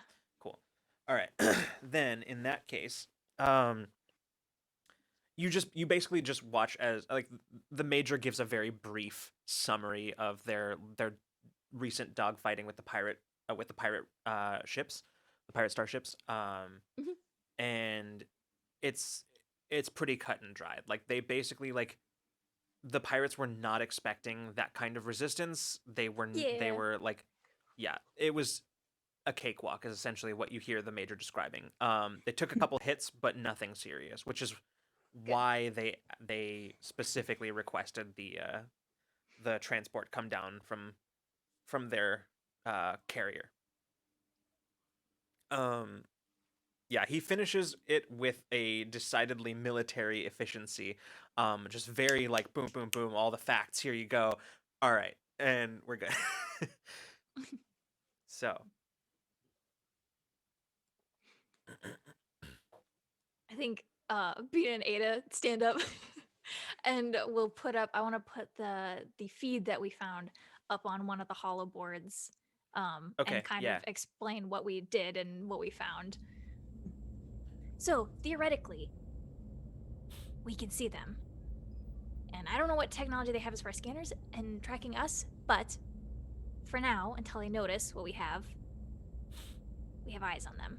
And we'll kind of like point out with two left arms. We'll point out a couple of them and Yeah. follow them around and show everybody. Yeah, you see the captain, Hotshot. She just sort of raises a hand and says, "Theoretically, if you've got their IFF frequencies, we might. I don't know what we can do with what we've got available, but we might be able to tap into that and throw them into disarray for a while. At the very least, confuse them. At least confuse their sensors. Maybe we can get the drop on them. I mean, it won't hold up to close scrutiny once we get close. I mean, our ships aren't exactly inconspicuous, but at the very least, it might allow us to get close enough to make a difference. If we can trick their IFF into seeing us as friendlies, at least until we get into visual range. And at least we can see where they are. If they're coming back down, we'll know it. Has Peach told? Does Bina know about about the advanced shielding system? Yes, I would have told everybody sure. about You did? it. Okay. Yeah. Okay. So And I told the major about it. I called him and told you him. did. That's right. You did call. So in that case, I want to spend time with Ada Sprix or anybody else who wants to help out. I want to like start analyzing these patterns and see if we can find anything that is a 4-ship cluster, like a one ship surrounded by 3 smaller ones, to see if we can figure out where this specific ship it doesn't is. take long because it's the Void Caller actually has 3 smaller ships that are surrounding it. Okay. And are they labeled? Are all of these like we have? Oh, okay, cool. Then why don't I didn't even know. Yeah, no, you look don't at that even- hard. We yeah. just look it up. Sweet. Yeah. So, I mean, if we're gonna target something, that seems to be the big one. At least if we can at least take out the shielding system, because that they think that they're invincible with that, but I'll knock him down a few pegs. I Maybe all the once way to the again- ground. Yeah, I once again wish we had Becker, because it would be great to get inside one of them. Ugh. You can actually, I will say, Bina, you can feel a like very, very slight sort of flush of shame from Vix. But it's he like clamps down on it quickly. I don't look at him, yeah. but he knows I felt it. The Major Krail raises his hand. He says, "Okay, so hold on a second. So the goal then would be to take out the shielding. Once we do that, I didn't get a good look as we tried to keep our distance from the Void Caller, you called it. We tried to keep our distance from it, but we could try to run the few scans to try to get some information about its weapon systems. My suspicion is on a vessel like that, they probably would rely on fighter escort rather than actual anti-air defenses. Between their fighter escort and their near impenetrable shields that they're relying on, I suspect that if we could get inside the shields, Scrapyard could get in and do some damage. I like the sound of that. Everything that I've seen of their capabilities suggests that that vessel is equipped more for ship-to-ship combat rather than taking out snub fighters like ours. We also have a long-term plan that involves sabotaging the Tetrium reserves on the planet, which we might need to do first. It's best to destroy the thing they need the most. Bina, you feel a wave of alarm around the room. Oh, fun. A couple of them really just sort of like look at each other. The major and the captain don't react at all. Oh, they're just good with it. No, you can feel that like they both have. Oh, they visibly don't visibly, react at all. yeah, I feel okay. Yeah, they physically don't react.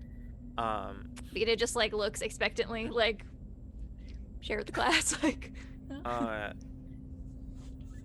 You have a problem with that? Major leans forward. He says, "Thing is,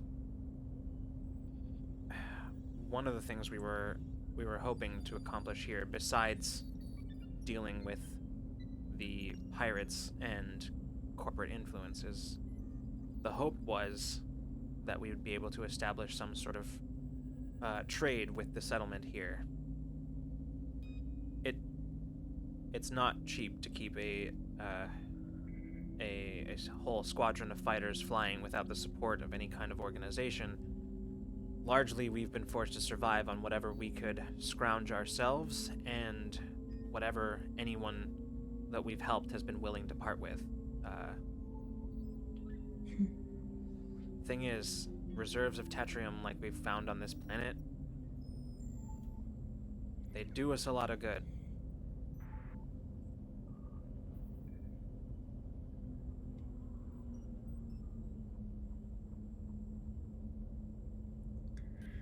Well, if the corporations take hold of this planet, I don't think they're going to be trading it to you all either.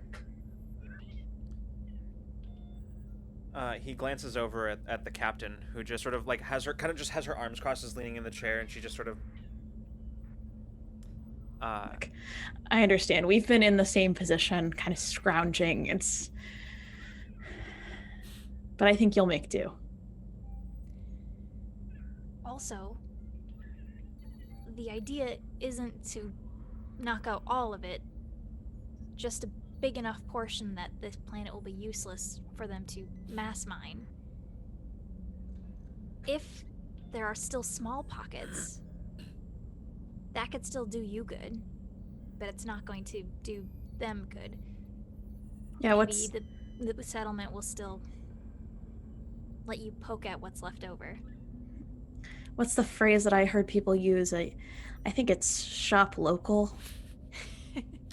The major sort of looks down for a moment, in thought, and then looks back up. He says, "Makes sense. It's the only long-term solution. It's the only way to keep the corpse off these people's backs." He looks around at Scrapyard, who is all like, they've all turned their attention to him at this point, and he just says, "We'll be tighter. We'll be leaving tighter than we thought we were going to. But we'll live to fly another day." We're working on setting up future connections. If you'd like to stay in touch. We did. We have made a pretty good team so far. He like goes to respond, and then the doors to the observation room just sort of open, and and you see Hooligan finally, like she comes in, Hell yeah. joins the rest of them, and I'm trying to decide who is probably gonna hear this. I think probably Mason's the one who hears this, as you're kind of standing kind of a little bit out of the spotlight, letting Peach and Bina sort of tank this one. You're sort of standing a little bit over by Scrapyard, a couple members of Scrapyard Squadron, and two of them who are closest to you, just sort of one leans over to the other and mutters to the other, says, just goes, as she like joins, not even that far away. In fact, it almost seems like they're intentionally trying to allow her to hear them, but just leans over and says, "Oh look, Hooligan's doing what she does best, coming in last." Oh. Oof. Ow. Ouch. And the two of them just sort of, you can see her shoulders just sort of square very slightly, just sort of stiffen, but she doesn't look at them and doesn't acknowledge it.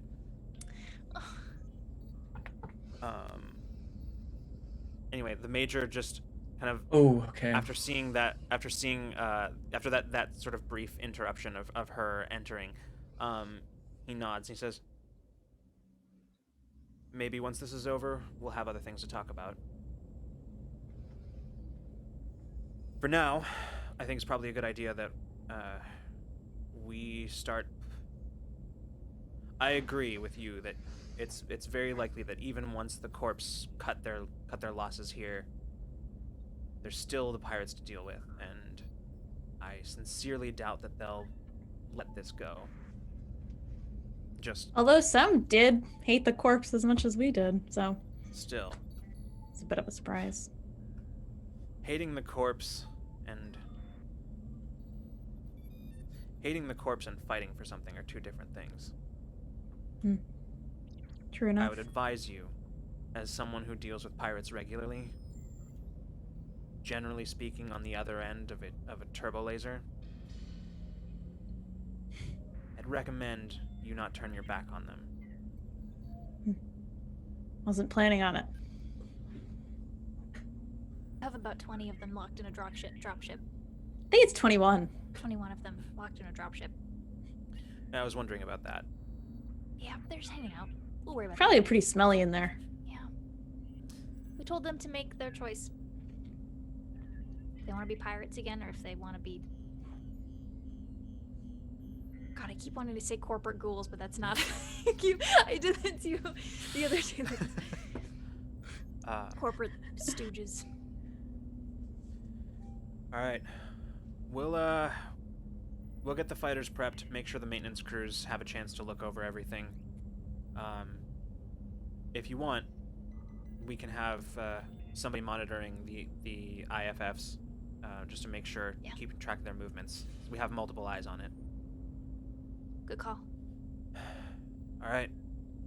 Anything else?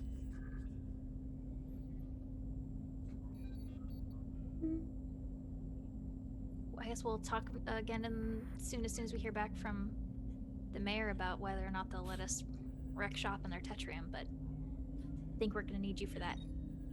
Understood. We'll keep some fighters ready.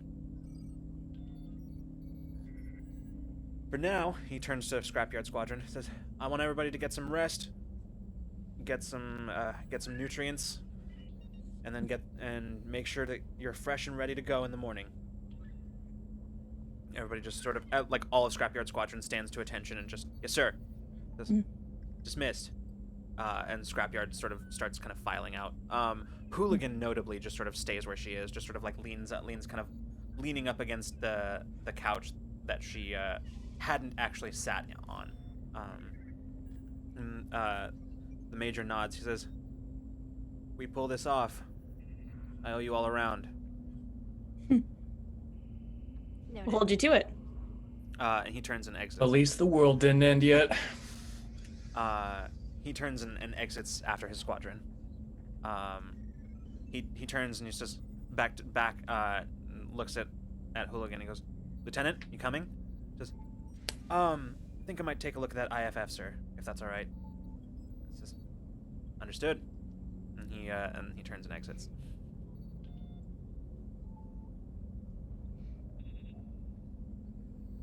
I am watching the IFF though. Like, I think Bean and Alma probably have eyes on it on our end. Yeah. I'm gonna turn to. Oh, sorry. Go ahead. I was gonna say probably Alma too. Yeah, if yeah, she's yeah. Interested in it, like, because that might be probably good for her. I sort as of well, 'cause she's assumed connected to the it. whole crew came up here so that everybody would be aware of what was going on. So Yeah. Yeah, go for it.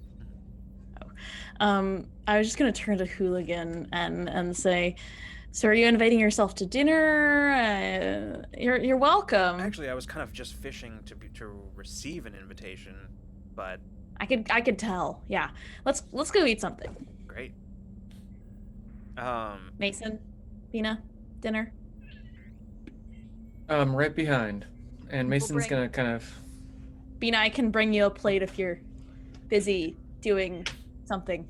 I'll say we'll probably bring the IFF Okay. with us on a terminal. I imagine that Hell right yeah. now it was sort of being projected from the table as like a holo display, but you could so easily just sort of like pinch it and swipe it to your terminal and just I think there are at least probably 3 or 4 of us on the ship all have it like individually. Yeah. Hooligan also will do the same thing, swipes it to her terminal as well. Yeah. All right. So you At some point... Yeah, no, go ahead. Mason, at some point, Mason wants to look at this this ring contraption thing. Yeah. At some point. Okay. Whenever there's a moment. I'm actually gonna have you. As basically food is being prepared. I'm gonna have you make an intelligence check, an intelligence task. So this is gonna be a difficulty 3. Intellect task. Okay. This is sort of like an identifying, like basically this is you sort of like fucking around with it, trying to figure out like, what does this do? What is this thing? Mm-hmm. Are you in the same room as me? I think we are. Yeah, probably. Mm-hmm. Yeah. We're yeah. I could give you an encouragement, probably. Okay, cool. Okay. So it's difficulty 3. So let's. What do you have? Anything? I don't know. Perception, investigation. Yes, the investigation one is going One to of help them? you. That one. Frankly, okay. You know what? No, I think they're both gonna come into play here. That'll yeah. Perceiving, I'm investigating, I'm gonna We're use not my playing little. D&D here. We can do whatever we want. There are no rules. I haven't played D&D for so Yeah. long. I wouldn't even know what you meant. I'd have to play like a barbarian or something like Me that. too. Well, that's what I would do Yeah. too. Yeah, honestly. I'm gonna use my little my investigator's eyeglass thing on that. Sure. eyeglass, but- Yeah. Actually, that'll absolutely count as an asset here. Absolutely. Because you're basically what you're doing with that is like scanning the thing. So cool. All right. That probably brings it down to a nothing or yeah. a one at yeah, least. yeah. That brings it down to 0. So But you know, I'm gonna roll anyway. sure. Feel free. There's not really anything more to gain here. So like, but feel free to roll if you want to. 8. Okay. Yeah. So you with just your own like your own tech and your own ingenuity, you're sort of like looking over this thing, just sort of playing with it, sort of futzing with it. At one point, you just sort of like attach it on, like wear it basically the way that he did, like essentially putting the. It's less of a ring and more like a. Like what do you call those? Gosh, it's more like kind of like you know how like you have brass knuckles and how they have like the holes for your fingers. It's more like that, a little more comfortable than that because it's less stiff, less rigid, so you can actually fit your fingers comfortably into almost like a glove that just sort of runs across the top of your knuckles, goes up over to the wristband that connects around your wrist. And as you're looking at it, you just sort of look at it and you just sort of adjust a few of, like, you can see that there are like sort of small controls on the hand part, and as you sort of start messing with it, you suddenly feel like your stomach lurch as you just start rising a few inches above the ground. At dinner. Yep. With everyone around. Yeah. So, with that, I will say, the crew of Awakener has encountered their first artifact in the sense of like a game mechanic artifact, and from the Cypher system, not artifacts like the in-world lore thing. Different artifact. Essentially, it's like a Cypher, but it lasts. It's It's multi-use. It has like so. Oh, that's Just neat. exists. Yeah. Sweet. That's cool. How high up are you floating right now? At the moment, like initially, just sort of like probably 5 or 6 inches above the ground. So like, is it noticeable? Do we notice? Mm-hmm. Mason just sort of he's just kind of been fucking around with this thing, looking at it, and all of a sudden he like taps something. You can see the thing starts glowing, and Mason just sort of rises a little, like starts rising a few inches off the ground. Oh. Getting taller. Riv, he's got, this is something. What else can it do, I wonder? So yeah, basically, to answer that question in a non-in-world kind of way, essentially, this gives you the ability to basically hover as if you had fly basically as if you had the ability from from like stacking a couple things. There's a couple ways in Cypher that you can get this ability. Oh. But so essentially that's what this allows you to do. I am going to kind of just float back down or deactivate it and kind of just sit, Do you think if you used your adaptability to make yourself lighter, you could fly even higher? Well, there's only one way to find out, isn't there? So here's the thing. I'm gonna go back on what I said because that's fucking cool. So because that's cool, and I want that to be a thing, I'm gonna say that I'm gonna retcon and say that what this thing does is it actually gives you the ability to hover. But with Mason's adaptability, you could actually theoretically make it more of like function more like a flight thing. Yes. Sweet. Yeah, that's extremely fucking cool. I might have to barter with a pirate. Mason says. It's polite of you. Vix is sort of like looking at you, And He probably stole it from He's somebody. still holding the rifle, and he just goes, I mean, I'd be happy to help you talk terms with him. Just sort of pats the rifle. I'll take you up on that. My brother. love this whole interaction. Yeah, so that's extremely cool. See, I love that, Olivia. Thank you. I'm glad you said that, because that makes it so much cooler. Like, it just like retconning that. I just immediately thought of it. I was just like, that So- sounds awesome. Okay, so just to give you a few more details, as far as how this thing works, which is something that your kind of investigation would have figured out eventually. Basically, what this does, it essentially like connects to your it connects to like your neural impulses essentially, and allows you to sort of direct it mentally. So basically, functionally how it works is like it takes practice, because it's functioning like learning to use a new muscle. Because it's designed to basically be like an autonomous flight unit. This is probably some kind of prototype. It's designed to be some sort of autonomous flight tech that would be used very similarly to basically similar to like the way that some like personalized mech suits work, only without the mech suit. That is so cool. So if you hold Bina, you can actually be Iron Man. Basically. Yeah. It had to come up. That's so cool. I do want to say we've talked Yeah. about this extensively since like for over a year since we made Bina. I'm throwing my hat in the ring and saying that Bina is super Orzai as opposed to Iron Orzai, because she is just Orzai but super. Like all the things that True. Orzai can do, but super. Anyways. If you took an Orzai's natural abilities and turned them into superpowers instead, just sort of like juiced them up to superpower level. OP Orzai. Yeah, pretty much. So yeah. So yeah, that's Anyways, what great. that's what you've discovered. Oh, I'm keeping this. Hell yeah. All right. So, y'all gather at the table and sort of take your meals. What do we have in there? Did Purple Bina nu- make food, or is this sort of just like was this like a Like meal, or was this scrounging, just like here's basically the space equivalent of MREs? Which one is? It's probably just like microwave meals. Like it's not. I don't think we're cooking tonight. I think we have done a lot today. Fair. And Bina is also paying attention to this feed that we have, so I think it is probably just like rehydrated microwave meals or something like that. I think Peach would put it on like actually like plate, like dump it out of the box, like put it on a plate before giving it to people. It's one of those like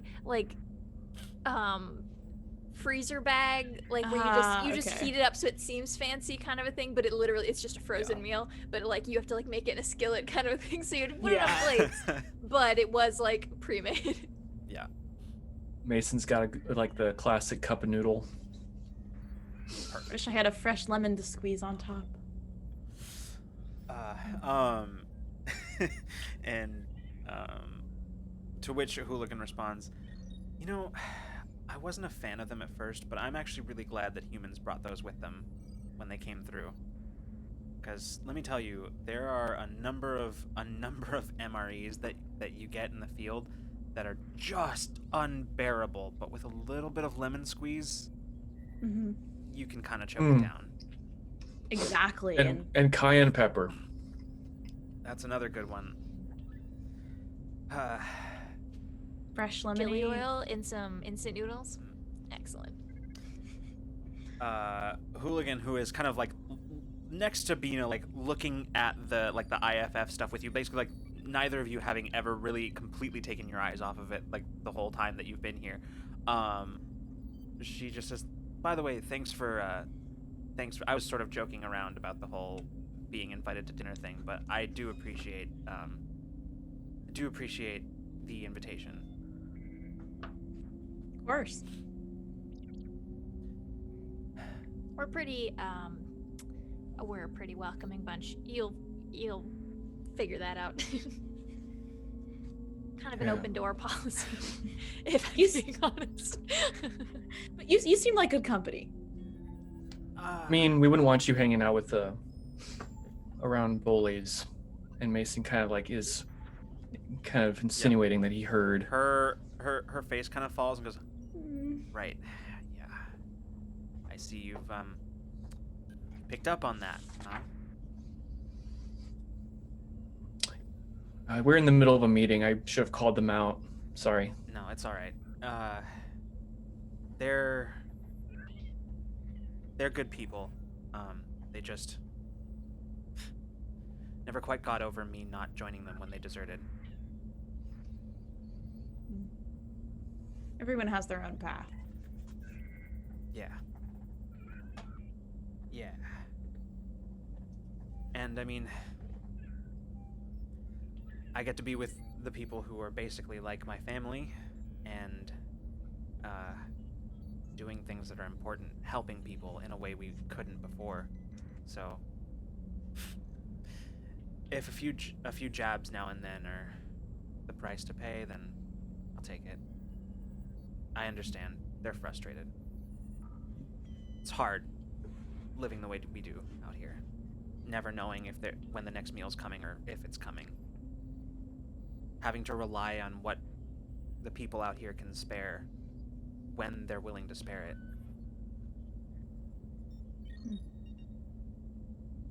Well, maybe it won't always be like that. That's the goal. Maybe Would sooner than you like- think. Oh, I just said maybe sooner than you think. I would like to send a message to Wire Mhm. and see if I want to ask if she has any contacts out this way. Okay. Like any people who would be able to provide resources. Like I think we already let her know that we ran into the Scrapyard Yeah. Squadron, but like I kind of want to send just like a little, hey, these are good people, and I think they'll be an asset in the future. Like, what can we do to help them? Kind of Right. a thing. See if she has any sort of resources or contacts out here that could provide anything, or be some sort of backup for these guys once we leave. Okay. You get like the little like indicator that it the message was delivered basically, and Yeah. I mean, I figured I don't expect Yeah, her to reply immediately, but just Sure. kind of throwing it out there. yeah, makes sense. So, who after a while, like you all kind of carrying on, eating dinner and whatever. At one point, Abriel and Hooligan sort of talking about like their favorite like Anzalonian eateries back at their various homeworlds, just sort of like talking about this. Hooligan eventually stands up, says, "All right, well, I should probably get back. Major was pretty specific about getting rest, so yeah. Thanks again for everything." Yeah. Sleep well. You too. And she Always welcome at dinner. kind of stops as she's leaving, and she turns back around and she says,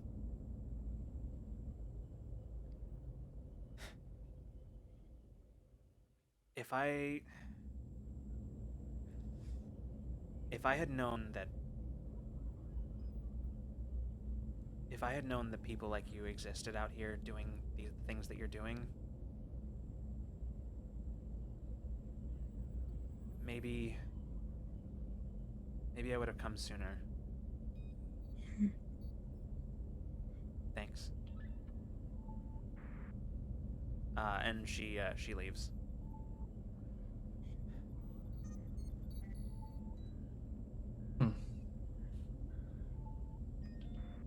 I like that one.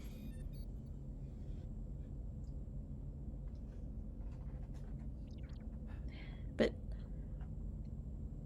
she has a point. I mean, the news about this gets around, as it hopefully will.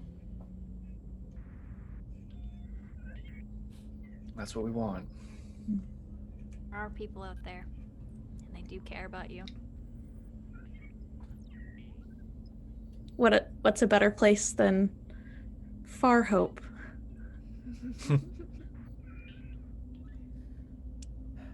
All right. Let's see. I think anything in particular that y'all want to do this evening. Like, it's not completely nighttime yet, but it might as well be just with the storm rolling in. It has significantly darkened the sky. But you've still got some time before you need to turn in to get a reasonable amount of rest. So, is there anything any of you want to do while you're just sort of hanging out?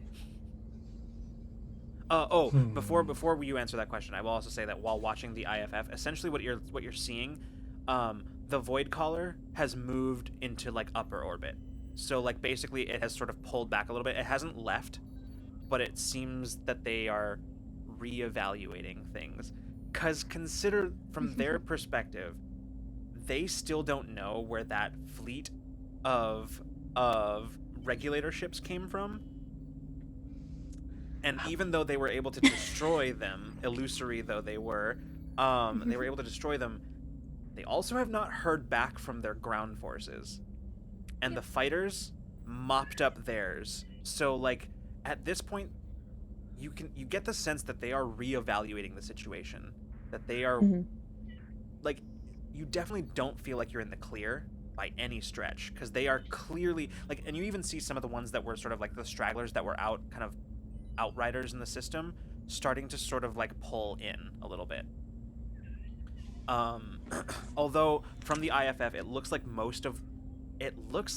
the Void Caller and the 3 shield vessels are the only ones that are like the only remaining non-fighter ships. So like basically from the IFF what you're seeing is that like a lot of the ships that were sort of like outriders in the system, they were similar to the patrol that you ran across when you first jumped into the system. Just raiders is what it looked like. But you can see them pulling in a little closer, starting to form almost not quite a perimeter around the planet, in terms of their patrols. Just getting a little tighter, yeah. Definitely focusing their efforts on the planet. You can tell from this, it's very clear that they are reevaluating. They are so the tension is still there. You can feel it. But it's that kind of tension where it's like, it's an uneasy tension of basically, like, they've essentially the point where you're at is they've tested and they've been burned. And so now they're like reevaluating, like, what is the response here? So, yeah. So it looks, it looks like you might have a little bit of time. So. I do want someone to scan for Tetrium on planet. Can we do that from planet side, or do we have to be in orbit? No, you don't have to do that from orbit. You can pretty easily do that planet side. Especially because you still... That's something, just so that we don't know if we're going to be going through that planet, because we haven't heard yet, but like I want to get eyes on it. Yeah, especially all of like the background scans and telemetry that your ship gathers, like just at the moment it hits Atmo. Like between those things, it's very easy. Tetrium is not a thing that is difficult to scan for. Its radioactive signature is pretty potent, so it gets picked up pretty easily. So like between like sending sort of like a short range scan, and cross-referencing that with the telemetry you picked up, on entering Atmo, you can pretty within about, I would say, like 500 meters or so of accuracy, like extrapolate locations of the pockets of Tetrium. Cool. So like relatively accurate. Yeah. I just want to get eyes on those, get that mapped out for just like in general, for one, if that's something. Are there like multiple large pockets? Yeah, there's probably 5 in total. 5 total. 5 total, okay. But all of them are smaller than the one that's at the settlement. Okay. By like significantly, or like just a little bit? Yeah, I mean, it's pretty significant difference. Yeah. Okay. Yeah, we'll keep an eye. We'll figure out what the play is, maybe later, or people want to work on it now. But just want to have that. Sounds good. Anybody else have specific things they want to do this evening?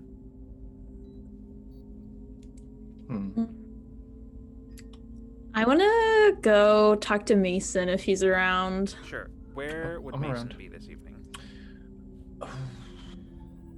Is it okay out? Is it kind of decent weather outside, or is it storming? It's storming, It's- right? Yeah, it's not quite storming yet. It is basically it is raining, but it's not quite storming yet. You could be outside under the shelter of the ship if you wanted to be, though. I mean, that's where I think Yeah. Mason is. Yeah. Okay. Mm. Sounds good. After like walking around trying to find him, I just peer Always- outside and He's got a cigarette. walk down. Do you mind if I join you for a second? There's space. Can I try one of those? Mason kind of just pulls out his case and flicks one out. Not like out shooting at you, but like it just juts right a little bit outside of the case. Thanks.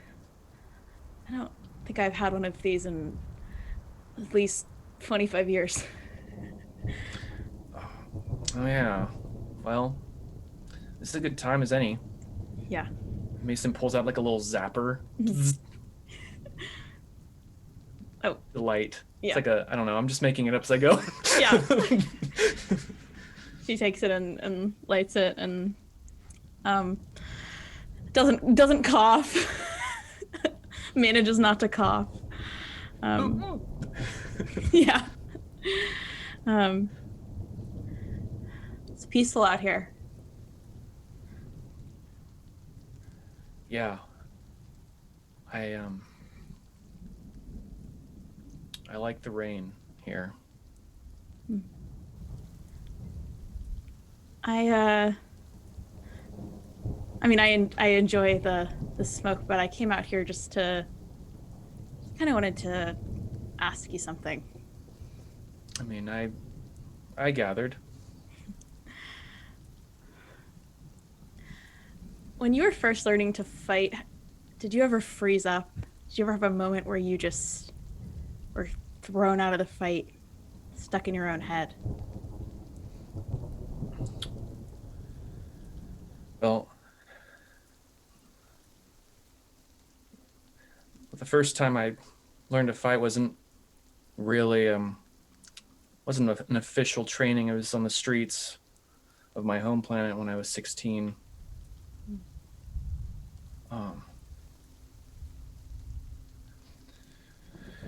So you just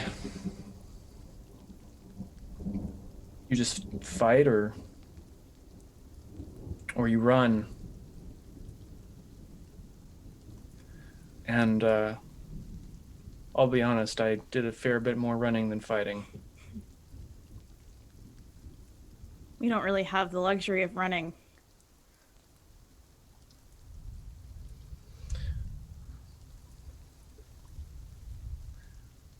What's on your mind, really?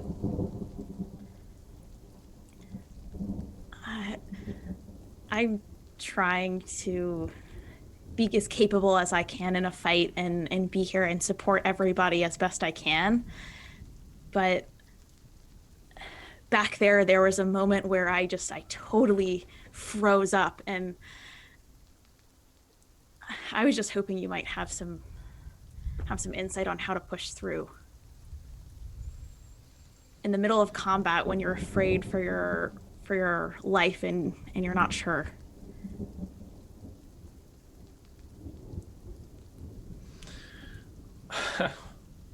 Yeah, I never figured that out. I just pushed through.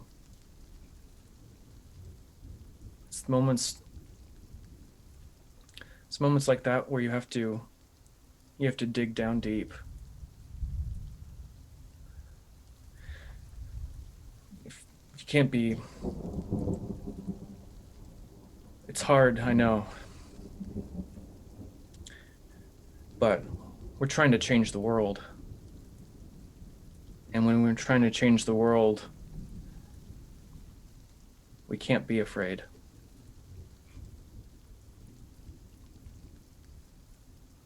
Caution.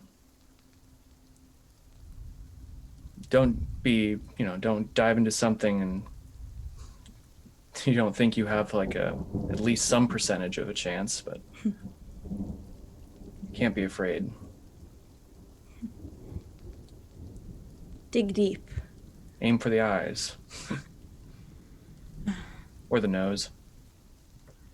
Well, guess it's worth a shot.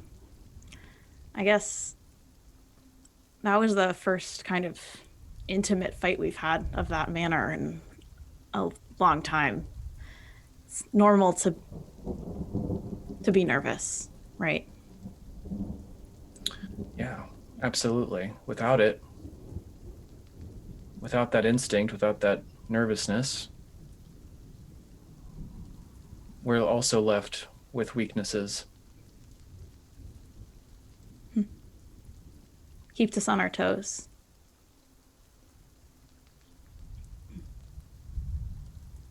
And don't try to wear yourself out too thin.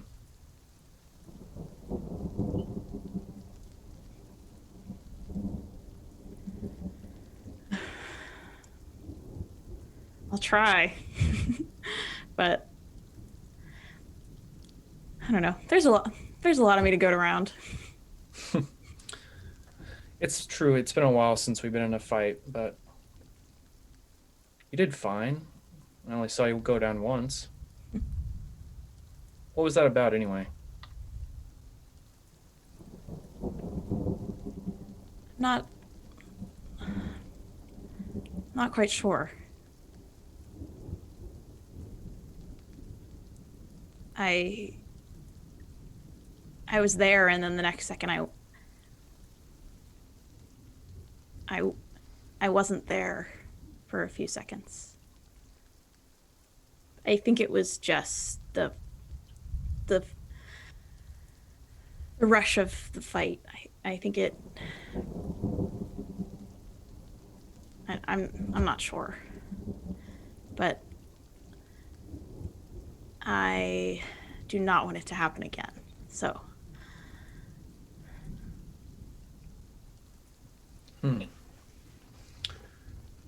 Interesting. I thought someone as adaptable as you might have some insight, but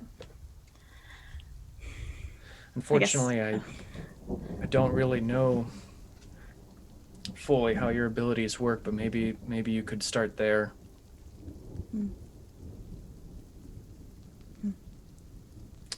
They're very well, they're beyond my understanding, and not even I can adapt to it fully. you can just say weird. It's fair. It's a fair point. Weird.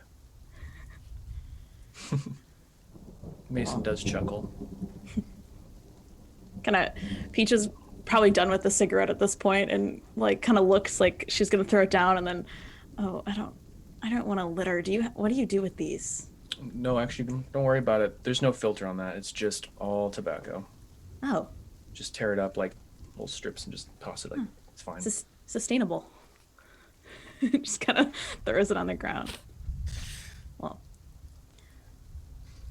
thanks for a moment. No worries. I'm always here to talk. Hopefully we'll be able to avoid some more of these fights, but not, it's good to know that you'll have my back and maybe get a better vantage point now. Yeah, that's what we need. Maybe don't try that right now. You might get struck by lightning. Although, do you think you could adapt to the lightning strike? Well, the last time I tried to adapt to electricity, I got burned pretty hard, but I mean, Oh, toasty. yeah, I don't think I'm going to try it. And he's just gonna kind of stand there and kind of quiet, like a little quieter than normal, and is just kind of standing there and watching the rain. And unless Mason says anything, she's just gonna kind of keep him company. You know what? I'm going to try it. Mind you, I don't want to get struck by lightning, but I do want to see how far I can jump. Ooh, let's see. I'll try to catch you if you fall. Hopefully, if this works, I won't land too harshly. Okay, maybe I can make a bed or something underneath. I'll keep an eye out. All right, cool, awesome, thank you. Okay, Mason wants to try to do like a jump. Wants to try to use this ring and his adaptability to try to jump beyond the limits of the, well, you know. Yeah. Okay. Yeah. So you kind of fumbling with like sort of the like small control display. You start sort of setting it, and as you do, you can feel it sort of kind of come to life. Sort of lights along it just sort of like light up underneath, basically like on the part of the wristband that like touches your skin. Just sort of lights come from underneath that, and you can feel the thing sort of like thrum to life, and then just sort of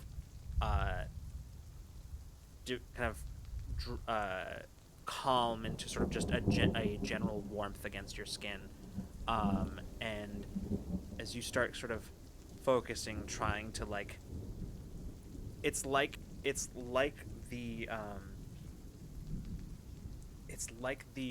trying to learn to wiggle your ears, basically, essentially, where you're basically trying to use a muscle, like you're trying to teach yourself how to use a muscle that you didn't have a second ago, as you sort of start trying to fumble through this. I'm only gonna make you do this one time, unless you fail, of course. But I'm gonna have you. Sure. I'm gonna have you make. I'm gonna have you make an intellect task. Okay. The difficulty of this intellect task will be 4. Okay. It's an intellect task, but could I use my skill jumping to help with me? Interestingly, I almost feel like that would be a detriment to the situation, because you know how to jump. True, and like okay, it's one of those, yeah. So if you wanted to call that into play, I feel like it would have to come into play as an impairment. So is it okay? Add it to the difficulty. But you don't have to call that into I'm not play, gonna use it. I don't really have anything. I'm just gonna use some intellect then, because I'm pretty intelligent. Oh, I'm an intelligent guy. Yeah. Explorers famously the jacks of all trades. So it was a difficulty. 4. Yep. Okay. I am so excited for this. I'm so glad. This is exactly what I wanted to happen. This is basically the Tobey Maguire Peter Parker on the roof scene. Yeah. But yes, continue. Sorry. So how much are you spending? No worries. I think I'll spend a level of effort. Okay. Or 2, actually 2. Let's do it. Let's do 2. Great. All right. So it brings it down to a difficulty 2. So you just need 2. Like a 6 or better right now. Would the my power shift dexterity also be a detriment to this? You know what? No, I actually don't think so. I think that's actually going to help you out here. Okay, I'm glad I thought of it. Yeah. I'll use that too. That takes it to 0, doesn't it? That takes it to 0. Cool. I'm not rolling. Yeah. So it would take somebody else probably a lot longer to figure this out and to figure out how to work this thing. But Mason, you're not sure if it's just sort of like something that's coming naturally to you, just through your understanding of this thing and what it does, or if maybe your powers are sort of assisting you in sort of adapting your body to sort of account for this new form of movement. In fact, it could be both of those things. You're not sure. But either way, after just a few sort of fumbling tries, sort of like you stumble forward a couple of times, sort of rising from the ground, but just sort of stumbling forward, almost like tumbling in the air. You sort of catch yourself and steady yourself, and then it's like it just clicks, and you just understand. You just know how to do it. Okay, I think I got it this time. I believe in wiping mud. Here we go. Don't fly too close. Yeah. I'm gonna pull up my wrist terminal and like try to take a video. Yeah, and just like that, you watch as Mason just sort of shoots up in just sort of like there's like a wake of raindrops that he leaves behind him, almost like a funnel of water, as it just sort of he just sort of rises up, punching through the downpour, sending this like the scattering wake in the air to either side. Mason, you find yourself just rocketing up into the sky, flying up and up until you pass the treetops. You find yourself just just sort of flying up above the canopy of trees below you. And as you Oh, I can control the direction too. Sorry. Yeah, you can. Okay, all right. Yeah. Okay. And as you come to sort of a stop about another like tree length above the treetops, and you look down, you can see the lights of the settlement down below. And I need a thing here.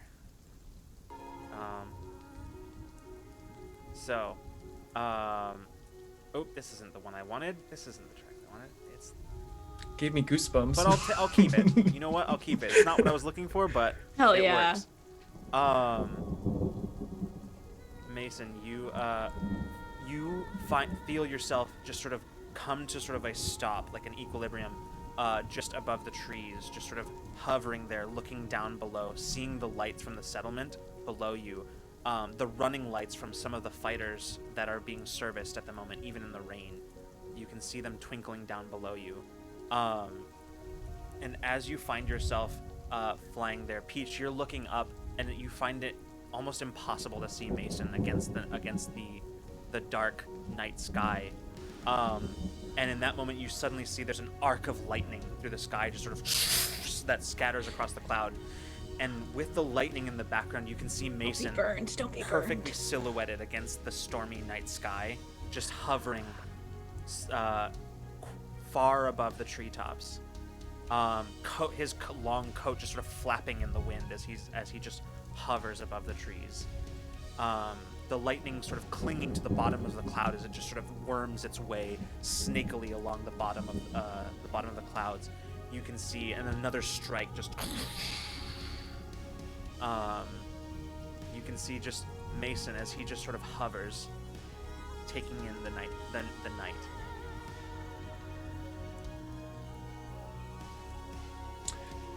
Well, I'm gonna do a round. I'm gonna do a loop. Yeah, and Peach, from your perspective down below, as the lightning once again just sort of silhouettes Mason, you see as his body sort of shifts horizontally, and he just tears through the rain. You can see whipping up curtains of rain as Mason's body just sort of plows through the downpour, sending those curtains flying. You can see almost like a bullet's wake, just sort of disturbing the raindrops as they come down. Fucking cool. Yeah, it's like I'm just learning how to drive, basically. Mason is what he's doing. It's just like kind of going wild here. Yeah. I'm just trying to follow it with my eyes, like trying to keep track of where you are. So I think that's probably a good place to cut somewhere else. Mhm. So that's a fucking gift of a scene. That was, oh my goodness. I have goosebumps and I wasn't even involved in it. All right. That was sick. Um. Thank you, pirate. Yeah. Okay. So, man, I need to recover from that. That's like an episode ending scene. It That's almost like is. Yeah, we're so beautiful. So, oh God, I'm almost tempted to just end the episode there, but we've got like 10 more minutes, and I am gonna use them. Damn it. So, All right. let's say Bina, you're monitoring the IFF and stuff like that. Where would you be at this point in time? Probably back in the cockpit. That's kind of where Okay. she tends to make herself Sounds good. a problem. Fair. You as you're sitting there, you hear footsteps approaching, and turning to look, you see as Alma approaches from sort of stopping at the sensor station to just sort of like just get a look at things. She looks down at it and then looks over at you and says, "Habit. I don't really need to look at this." It's the ritual of the thing. Yeah. And she walks over to the co-pilot seat and just sort of sits down and looks out the cockpit view screen, out the canopy basically as you can see rain that is falling and just sort of washing down on either side of the canopy, basically rendering it completely like you can't really see through it as the rain is coming down. Aside from the occasional lightning crack that sort of snakes down across the underside of the sky. I love to hang out in, I guess, wall-facing, exterior-facing parts of ships in the rain. She nods. There's something oddly comforting about it. It's like It is. It makes the world feel smaller, you know? like it's only this ship and the people on it. Hmm. We haven't really had a chance to talk since you and Peach helped me get some of my memories back. Oh my gosh. Yeah, How are you doing? fine, I think. I mean, mostly good. I just I can remember some things, but I don't. It's like you just opened a door. You didn't bring it all back. You just made it so that I can access my memories, and I'm finding pieces, and the broad strokes are there. I mean, I remember my family, but little things. They sort of need prompting. Sometimes they just. I'll have a thought, and in the middle of having that thought, something reminds me of a related time when I've had a similar thought, and then the memory just comes rushing back, and it's pretty overwhelming. I'm not gonna lie. Memory hopscotch. Yeah, it's like somebody's playing paint by numbers with my memories, with my entire childhood, and It's all good so far. You were worried. yeah, I mean, I was just a person, just normal. Well, not quite. I'm very smart. I've noticed. Prodigy almost. I finished school and had professional degrees by the time I was 22. I mean, and then was considered an expert in my field by the time I turned 25, and well, you saw that part. You saw where that went.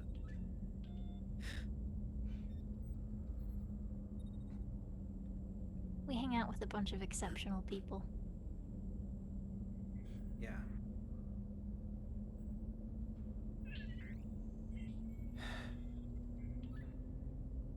Are you okay? I mean, not right now, just in general. You don't. You seem different. And at first I thought it was just that you were worried about how I was doing. But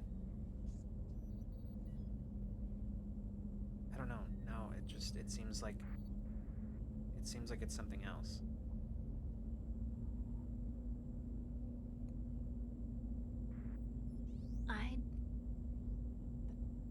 I don't know. I don't know. I don't have thoughts about it. I don't know if I'm okay. I mean, that's fine. I mean, it's okay not to be. Yeah. A lot of things happened, and a lot of things changed. And I feel like I'm trying to figure out how to be a person again.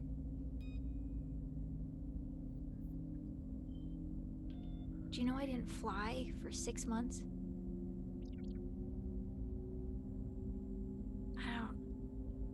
I don't know who that is, you know?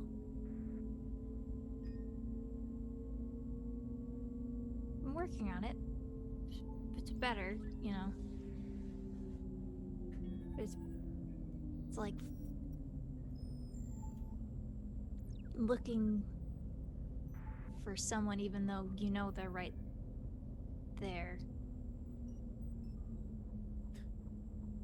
Just trying to figure it out.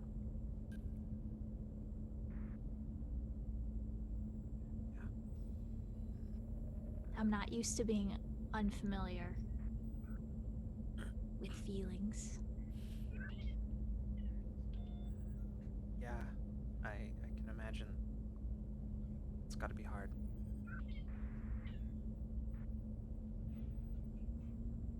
I mean, I haven't really gotten much chance to talk to anybody since coming back. I mean, we've kind of been on the move. We kind of threw you right back into the middle of it, didn't we?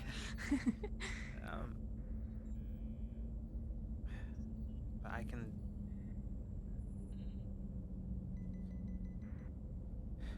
can see that you all went through a lot while I was gone. Everybody's a little bit, I don't know, just a little different. Not bad, just A little tired. maybe that.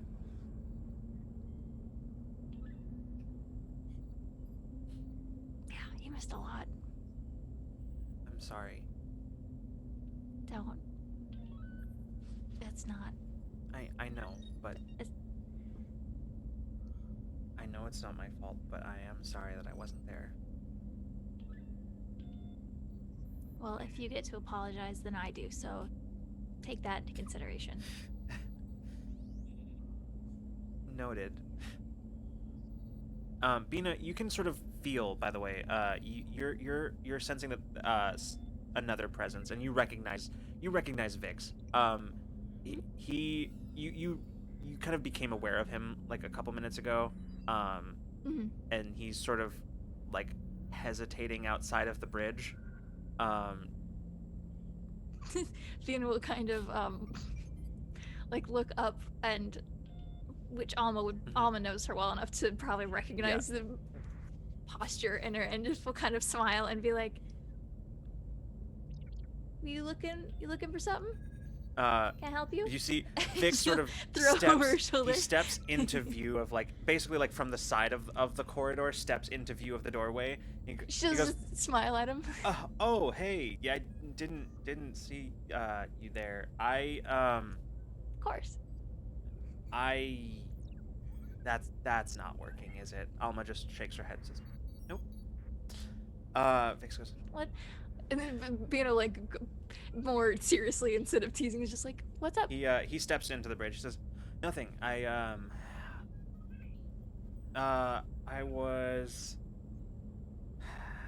don't know. Maybe this is weird. I mean, I feel like I don't want to be dead weight. I mean, I know I'm not. Okay, what I'm saying is I would like to maybe learn a little bit about how all of this works, just in case, you know? Bina, not like physically, but like Vix, and honestly Alma probably too, would feel a little bit of a like, Yeah. like, Yeah. My ship. And Alma smiles and looks up at Vix.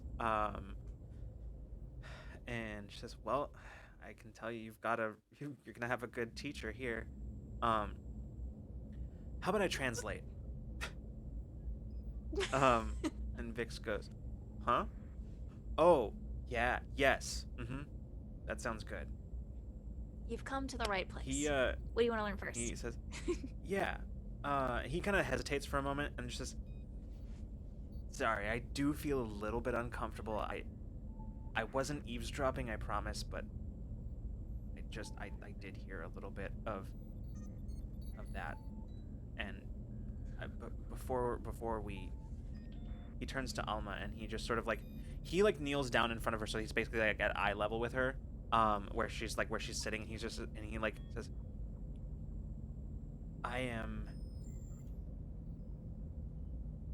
I will never be able to. I will never be able to undo any of what I did. But I want you to know that I will forever be sorry for everything that I put all of you through, for you in particular. And she just sort of looks at him, kind of very quickly glances at Yubin, and then looks back at him and just says,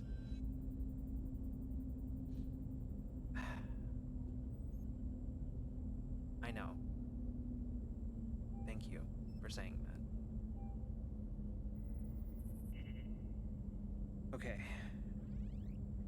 Okay. Well,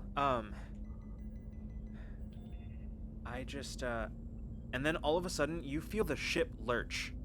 You feel Awakener lurch. Almost as if it's, taking off. I look at Alma immediately. She looks as confused as you are. She says, "I didn't," and then, as, Vix is startled, he's, looking around, and suddenly the ship just sort of drops again. You can feel the lurch again as you feel, impact. Systems open. Yeah. What does the ship have to say about what just happened? As you pull up displays, start rifling through them, looking at them. Looks like nothing happened, other than it looks like for a moment the ship's thrusters, brain is not functioning. The repulsor drive basically activated for just a second. Basically, it's the launch assist. Activated for a second, and almost as if the ship was about to take off, or was getting ready to take off, and then I'm pulling up those systems, Yeah. They were activated almost as if, actually, what it looks like to you is almost the same way that Alma's doing things mentally looks. I have it up and I just kind of glance over at her. Yeah. She just shakes her head and says, "I didn't. Wait a second." I look at Vix. Yeah. Vix looks at you and goes, "What?"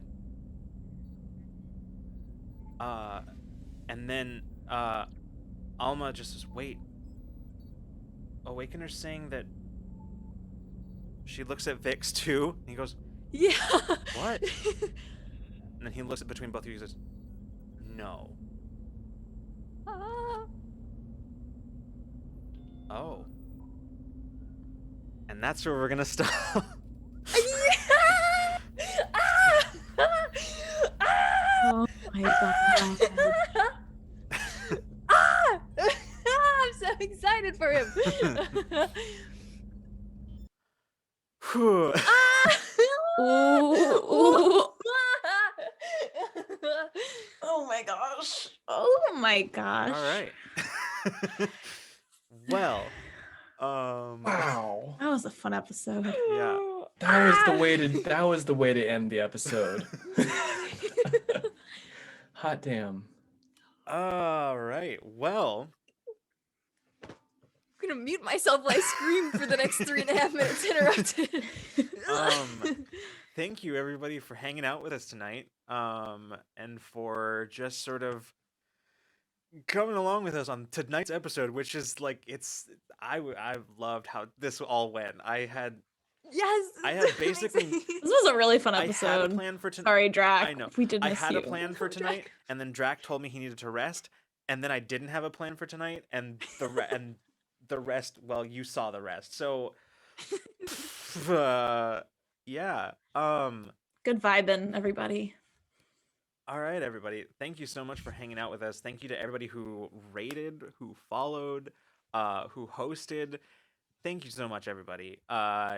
Really appreciate that. Sorry, I know a what you mean. combination of my brain and like the episode just sort of having its full impact settling in right now. Hey, Freeman, why don't you tell everybody about some stuff about us? Hey, everybody, come in real close. I have something important to say. All right. If you like us and you like what you see, join the Patreon. There's some good stuff on the Patreon. We got a tabletop tool chest that comes up every other week. It's a little tidbits of story that we put out, or little characters or stuff for your game. Yesterday we just released Cyberpunk Adventure Hooks and Quests. Yeah. So that's out. It's pretty cool. The sneak peek will be out soon. There's a little sneak peek there. It also has Media Club, end of month media, and World Builders, where you all come and create parts of this world right here where we're playing in, which is so cool. Such as Scrapyard Squadron. Squadron. Yeah. Scrapyard Squadron. Which is they're A great epic. addition. Yeah. Epic. I'm obsessed Yeah, with our that. Patreon too. World Fucking Builders cool. created Scrapyard Squadron, around whom this arc is based. So, some cool stuff happens. Literally, this arc would not exist without our Patreons. Yeah, imagine if they hadn't Right, been yeah. there. Yeah. Sorry, I'm drinking from this. Well, it's a really nice cup What's here. that mug It's you about, got there, it's, Freeman? yeah, well, it fits about 11 ounces, I believe. It is a Rule of Lore mug, and it's on our merch store. So come check out these mugs, and also stickers too. If you like stickers, we love stickers. Yeah. We've got We do have. Oh, go ahead. Yeah. We have updated season 2 art on the stickers. Shirt soon when it comes. I don't know what the status is on that. Today, but I don't. Art is by our very own Caitlin here. Love it. We were talking about Mason, whether he should have the hat or not, and I was like, I just love his hair so much for season 2. Let's just keep the hat off. I love that so much. Peek behind the curtain. Truly, it's just because you don't know how to draw hats, and that's not a joke. Oh, sorry, what were you gonna say, Lucas? No, nothing. about merch. I was literally gonna say exactly what you said. So. So yeah, mugs. There's also a sweater. We have a sweater out, which is really cool. Yeah. Also, another cool way to support us is to check out our coffee. I keep almost saying Ko-fi, and I know every that time. we don't like it here. So so it's a good way to check out our short-term goals. Help us make our stuff look epic and cool with the music and art, and of course, last but not least, check out and join the Discord. It's a good way to keep up to date with all of our upcoming shows and other things that that are coming up soon. And go and check out the Infinite Horizon and other channels. Check out the general chat. Get your good morning and good zone. It's the best way to wake up. Yeah. So do it. I dare you. Also, a reminder that our TTRPG content all goes on YouTube, and so you can find this show on YouTube as well as Into Deep, our Waterdeep Dragon Heist D&D 5e actual play. You can find those up on our YouTube. Infinite Horizon goes up on Fridays, and Into Deep goes up on Saturdays. Of course, remember, there is not a new episode of Into Deep this week, as we had to cancel the stream due to Texas weather and blackouts shenanigans. So, but next week we will be back. You're in Texas, drive really, really safe. Please do. Black ice is so dangerous and so scary. Please stay warm. We will be back with Into Deep. Hopefully this coming Tuesday. We're gonna play it by ear. As long we want to make sure that everybody can be there safely and comfortably. So just keep an eye out on our socials for announcements about that.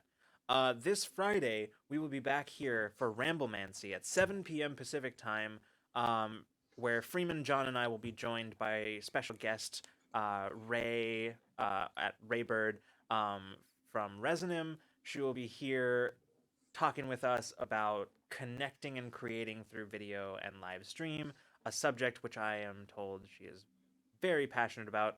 Told by her. She told me this. And we're A good source. Yeah, just right to the source. We're gonna be talking about that. It's gonna be very fun. I'm so excited to have Ray on finally. And of course, next Wednesday we will be back with this very show, Infinite Horizon. So yeah, you can come check all this out. Like Freeman said, getting on the Discord is the best way to get access to all of this information. Best place to ask any kind of questions, clarifying about this show, about any of our programming, about our content, about our socials, all of that stuff. So I highly recommend, if you're not on the Discord, you should be. So Come yell at us. yeah, come yell at us about this or anything else. All right, everybody. We are going to go, but please, everybody keep safe. Everybody stay warm. Everybody stay healthy. We'll see you hopefully on Friday for Ramblemancy, but if not, we will see you the next time you decide to come roll with us. Good night and good zone, everyone. Good night, good zone.